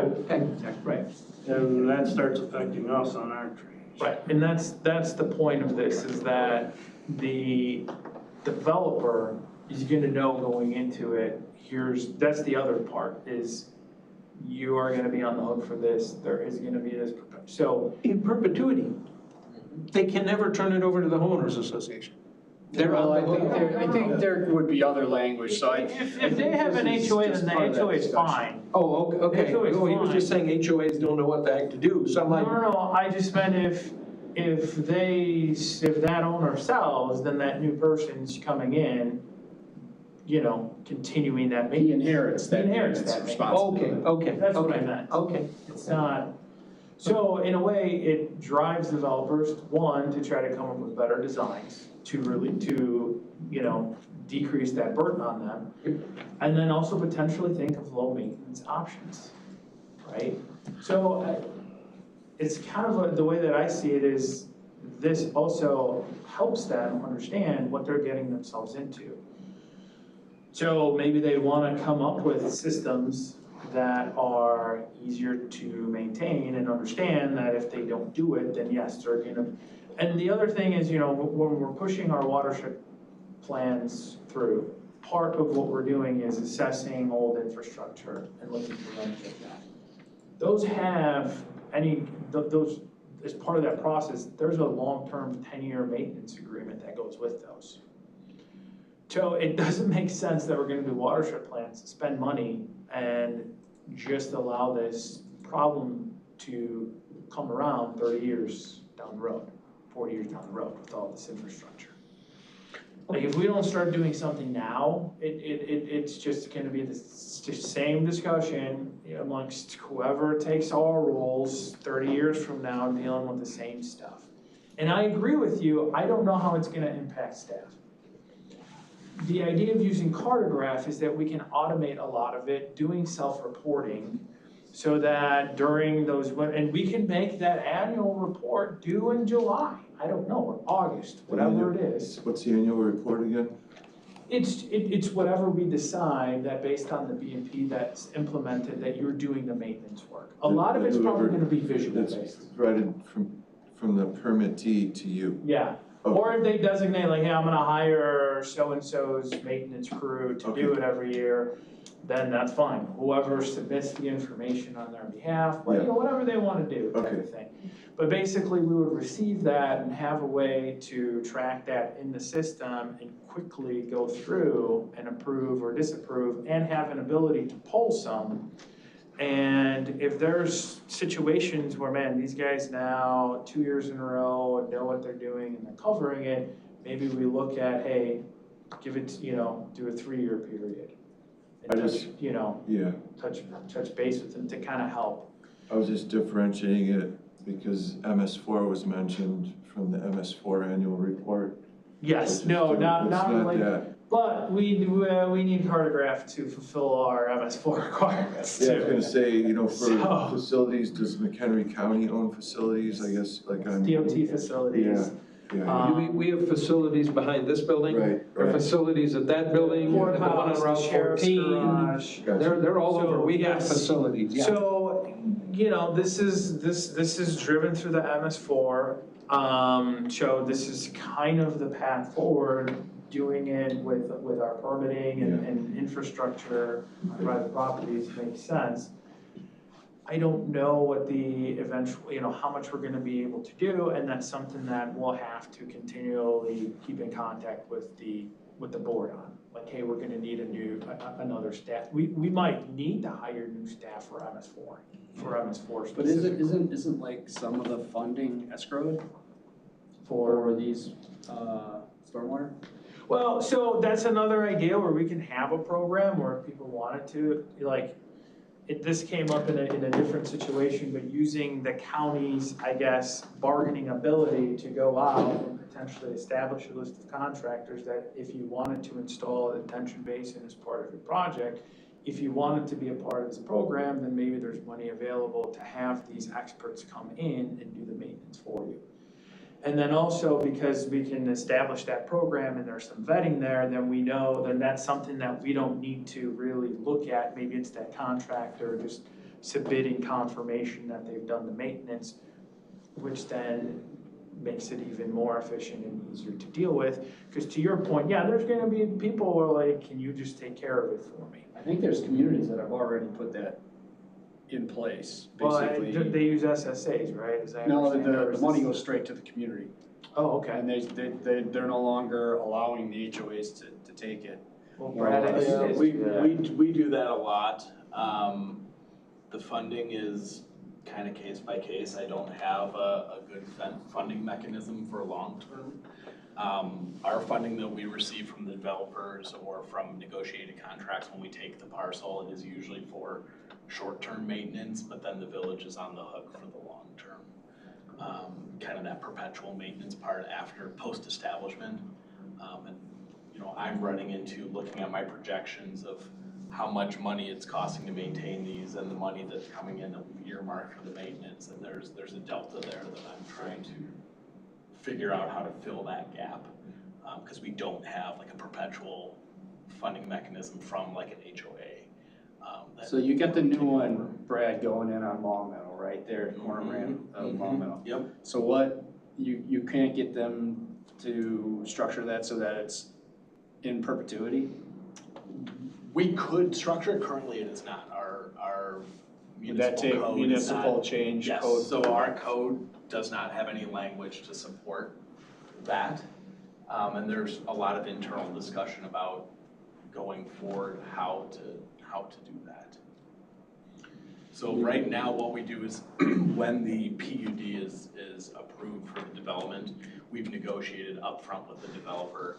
You're going to install this and you're on the hook for the first 3 years of establishment maintenance. If it meets these set and agreed upon performance criteria at the end of the 3 years, the village will accept the parcels and all future maintenance, and there's no more funding from the developer or HOA. Problem is, that's gotten really large. You know, when we were doing 1 here and 1 there, it wasn't that big of an issue, but now I'm taking over between 50 and 100 acres a year. And now I'm projecting, you know, I'm telling the board, hey, I'm gonna need $500,000 within a few years, a year, to take care of these. They're like, where's that funding coming from? I'm like, that's a really good question. So, What about the businesses along Randall Road, same thing?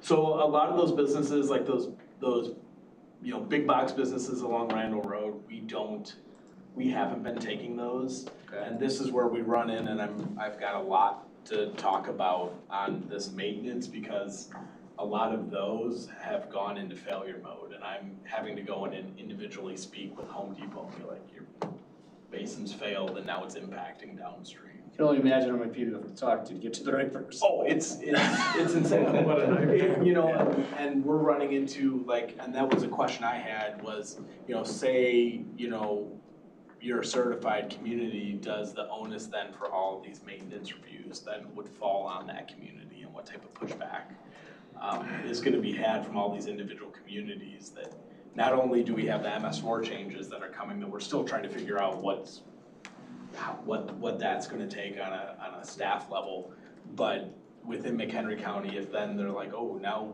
we need to have staff to review these.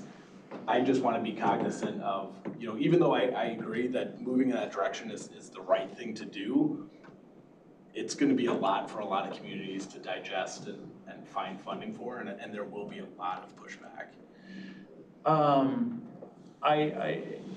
We were thinking about this and we thought that probably that should be, that the language should read that for the unincorporated areas, obviously the county will handle those. For the certified communities or incorporated areas, the municipality can decide on what.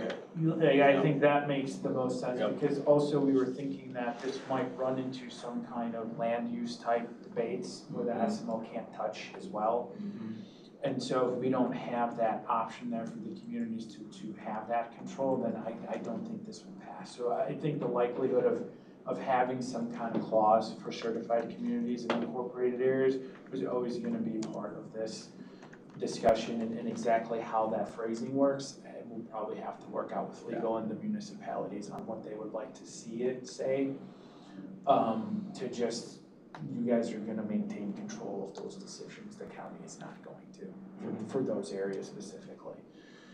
Which is kind of like our SARA areas where we, for the unincorporated areas, our sensitive aquifer recharge areas is housed in our zoning ordinance to require unincorporated areas to meet 50% max impervious for any property within that area. That's not extended to the municipalities. So it would be similar. Okay.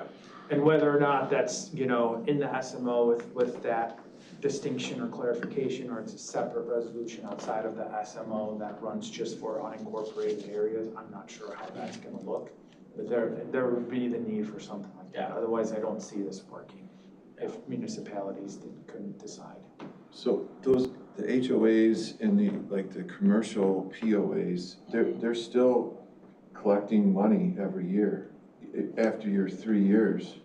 So, In you know, theory. Yeah, Right. yeah, As long as exactly. they're still active, right? It's in theory, and so we have a distinction between, you know, stormwater BMPs that are still under the maintenance of a POA or an HOA, and in all the ones from the past like 5 years, we have dormant SSAs that we have for those stormwater BMPs that say if that homeowner association, all of a sudden they're defunct, nobody runs for the board, they stop collecting the money, the BMP fails, that dormant SSA can be enacted by the village to go do the maintenance, fix it, and then do a special assessment on those members to be able to recoup the direct costs. So that's like one bucket, and then we have the separate bucket where I'm kind of running into, have we bitten off more than we can fund? And these are the stormwater BMPs that the village has accepted ownership and assumed responsibility for perpetual maintenance on. And coming up with the funding, we have some funding mechanisms through a telecommunication tax that we've used to fund internally the maintenance. But that money is not gonna cover all the costs. So that's more of an internal discussion. We need to do it just like a drainage district assessment, it's the same thing. Well, the thing that I wanna do is a stormwater utility. Which and we've discussed, like, Dan, I that just, would like, if it's something that we wanna do, cause yeah, we don't have, like, even for the watershed plans, when we go out and assess all of these defunct basins and infrastructure, right? We're gonna go and spend the money to fix them up. How long before they're right back into the same spot? And what is the long-term funding mechanism? That's been on our mind. I haven't really broached the subject yet. But I can, at the next MCSC to get their thoughts to see, is our board members gonna be open to it? I mean, they're discussing budgets now. So, I don't know how it's gonna be viewed in the current atmosphere with the budgeting and everything that's happening, but certainly that's why having it, the onus back on the owner and issuing a violation, or some kind of program where they can pay into an escrow, much like a drainage district, collect the tax based on your type of BMP, and we can develop some rates and things like that. I think something like that ultimately is gonna need to be born, or at least we need to develop the details and have it locked and loaded to be able to release something like that as part of this, absolutely. The only two things to add into that, just so you know, when it falls back, like in the ones I see where somebody hasn't paid for 3 years, so it now goes back to the county for back taxes. Yeah. Right, you know, all a person has to do is not pay their tax, Yeah. dodge the bullet for 3 years, let it go, and now it's not mine, you know. put the key in the house and walk away Yeah, when you're yeah, in put water, the key that's in- what it is. And the other difficulty with tying it to homeowners associations, the drainage districts are a taxing body. So everybody in that area has to pay their taxes, real estate It's not taxes. a tax, You take the homeowners association, it's on your tax bill. it's an assessment, I understand, but it's on the tax bill. it's not a tax. Okay. Ask JB, he'll tell you. it's an assessment. To me, you have to pay it at the time you pay your taxes, so it's on the tax bill, it's not a tax, my apology. But when you take the homeowners associations, if you're in a homeowner association and you decide, I'm not gonna pay the bill, that's fine. If the association's slick enough, they can lien your property, but the lien dies in 3 years, and the only time they get it back is if the title company finds it, if they search it, and if they force it, and that could be, if the average American lives in a house 5 to 7 years, so that could be. Comp plan, right? So on a separate note, like moving forward, the county tries to push subdivisions, your traditional subdivisions now, more to be annexed into municipalities because there are more funding mechanisms available. However, there's a large amount of unincorporated subdivisions that have detention basins. This isn't gonna look to rectify any of those. This is gonna be obviously trying to moving forward as we continue development, we can capture those. The watershed plans, however, are gonna propose improvements. There is gonna be a catch there, though, that there is a long-term maintenance agreement. So they can choose to be part of some of the same programs or funding mechanisms that we look to develop for the newer development under the SMO. if they don't want to, the idea is, well, we can't fund the project if in 10 years, 20 years, we're right back to the same situation. That's just throwing money down the drain. Just so you're aware of something that you may or may not be aware of, back in the 80s, and it was like early to mid 80s, and don't ask me why, detention basins in subdivisions, they were created, they were set in, same kind of deal, but their ownership was tagged onto lots. So here's a rectangular detention basin, cul-de-sac comes in, the pies that come off the cul-de-sac went right through the detention basin. So your ownership, yeah, it was easemented, it had to be drained, but you had somebody to attack. And then it wasn't in the 70s, it wasn't in the 90s, but in the 80s, this was a big deal. And I mean, I know certain subdivisions where the person bought the detention basin as part of their property. Now you have somebody to attack. Well, 98% is probably like that, right? But it's a drainage. Which, They're not allowed to fill it. which is a challenge, because, Could they do you know, if one homeowner or two homeowners have to pick up that burden, that is a challenge. Yeah. Because that's how a lot of Everybody else is contributing to it.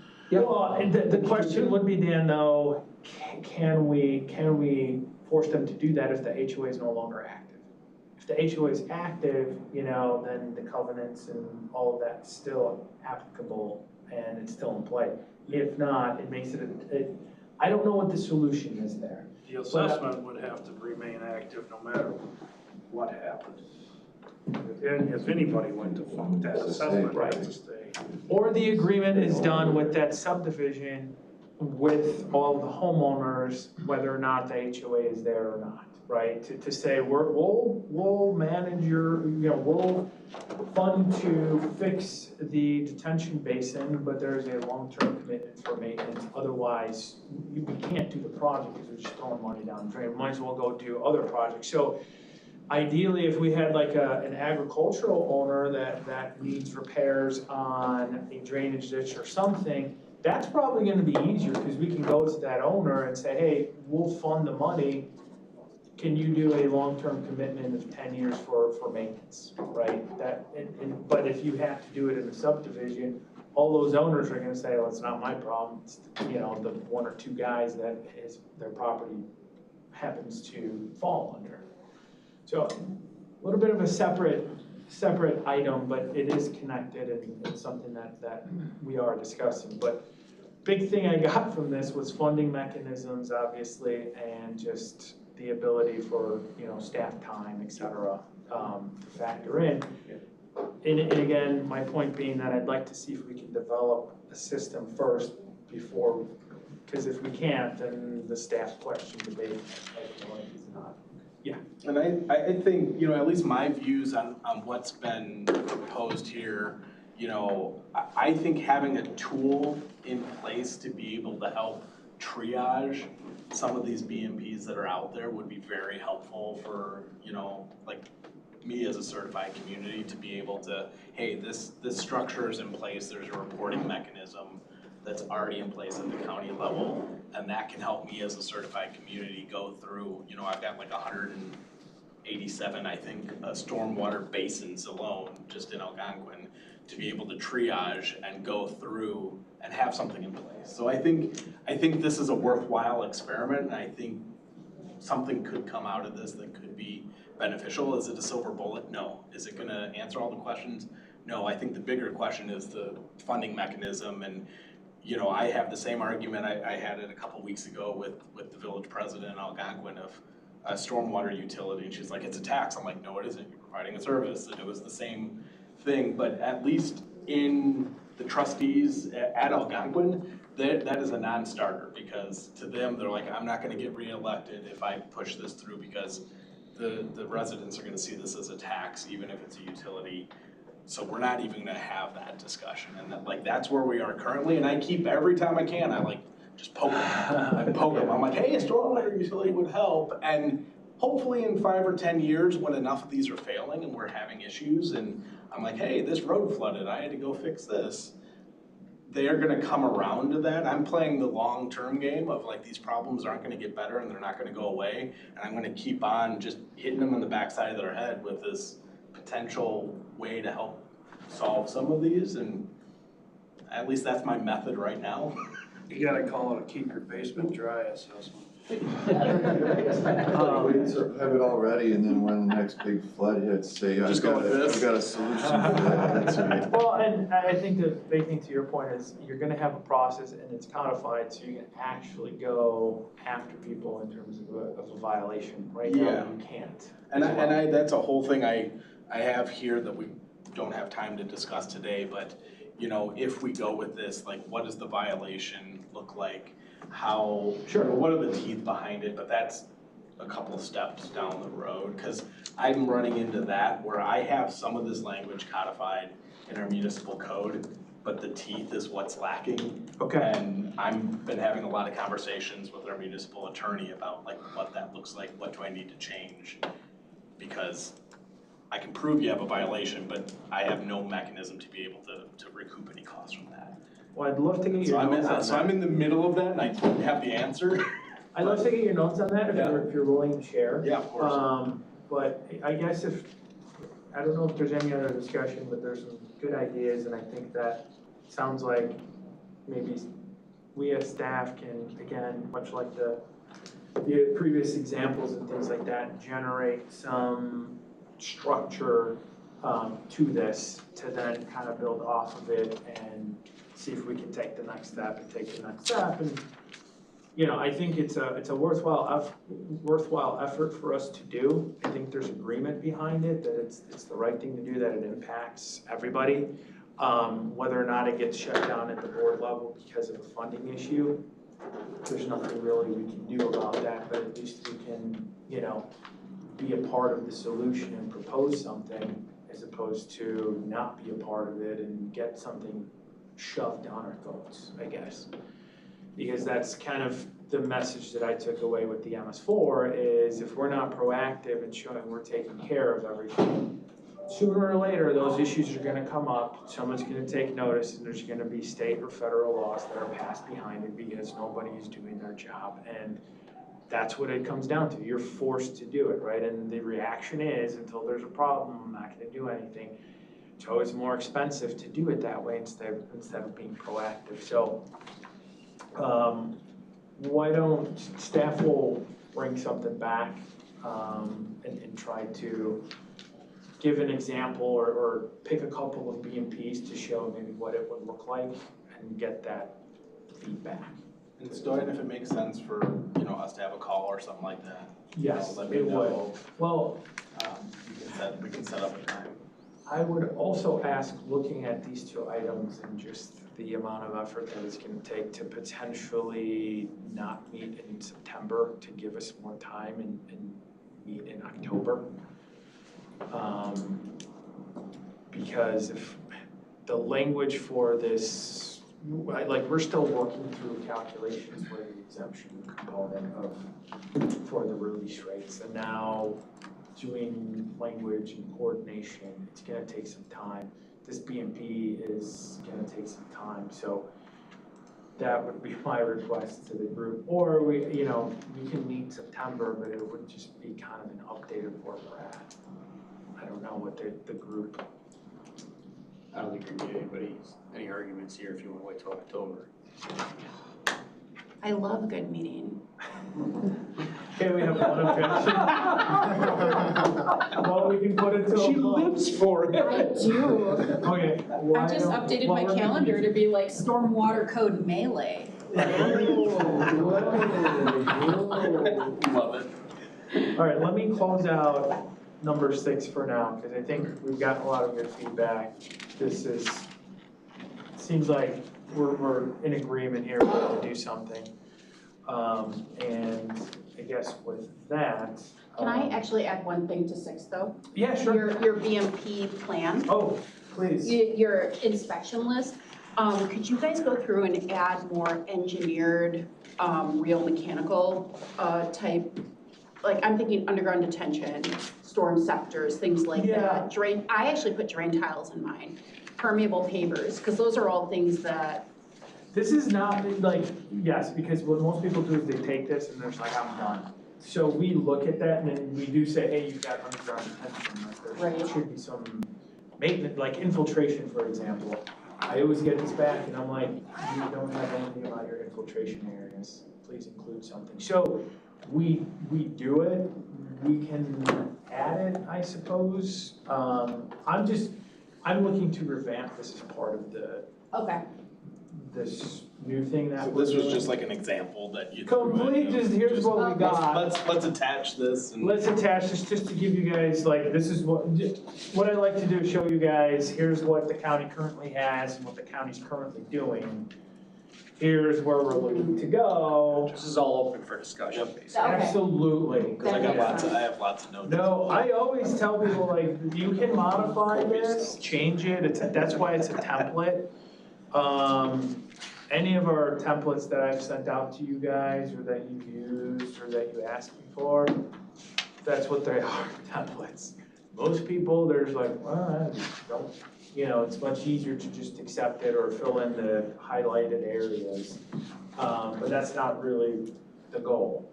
But I think moving forward, yes, we're gonna need to have, Okay, cool. I think our concern was, what if we have a BMP that's some kind of hybrid and we're not capturing it? We don't wanna be too prescriptive, but we do wanna provide some examples. And that's where we were kind of struggling, like, are we gonna be able to come up with something?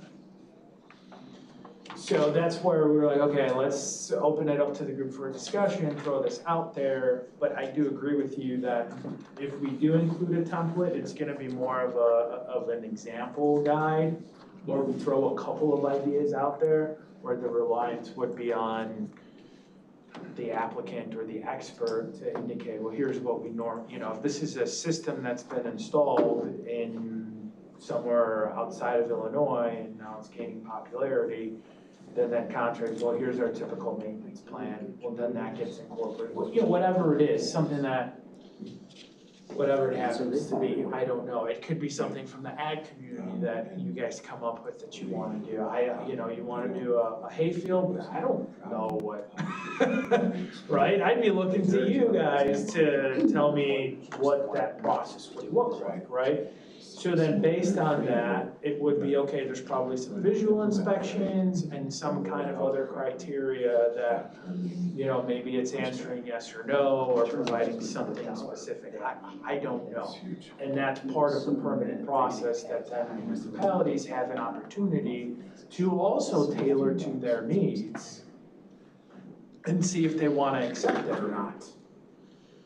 And from that perspective, Brad, like, if it's something that municipality doesn't want to occur, then, you know, it can be just reported, and then there, you know, you establish that there is no long-term annual report required based on, you know, how you feel about that specific BMP, maybe that contract or whatever it is.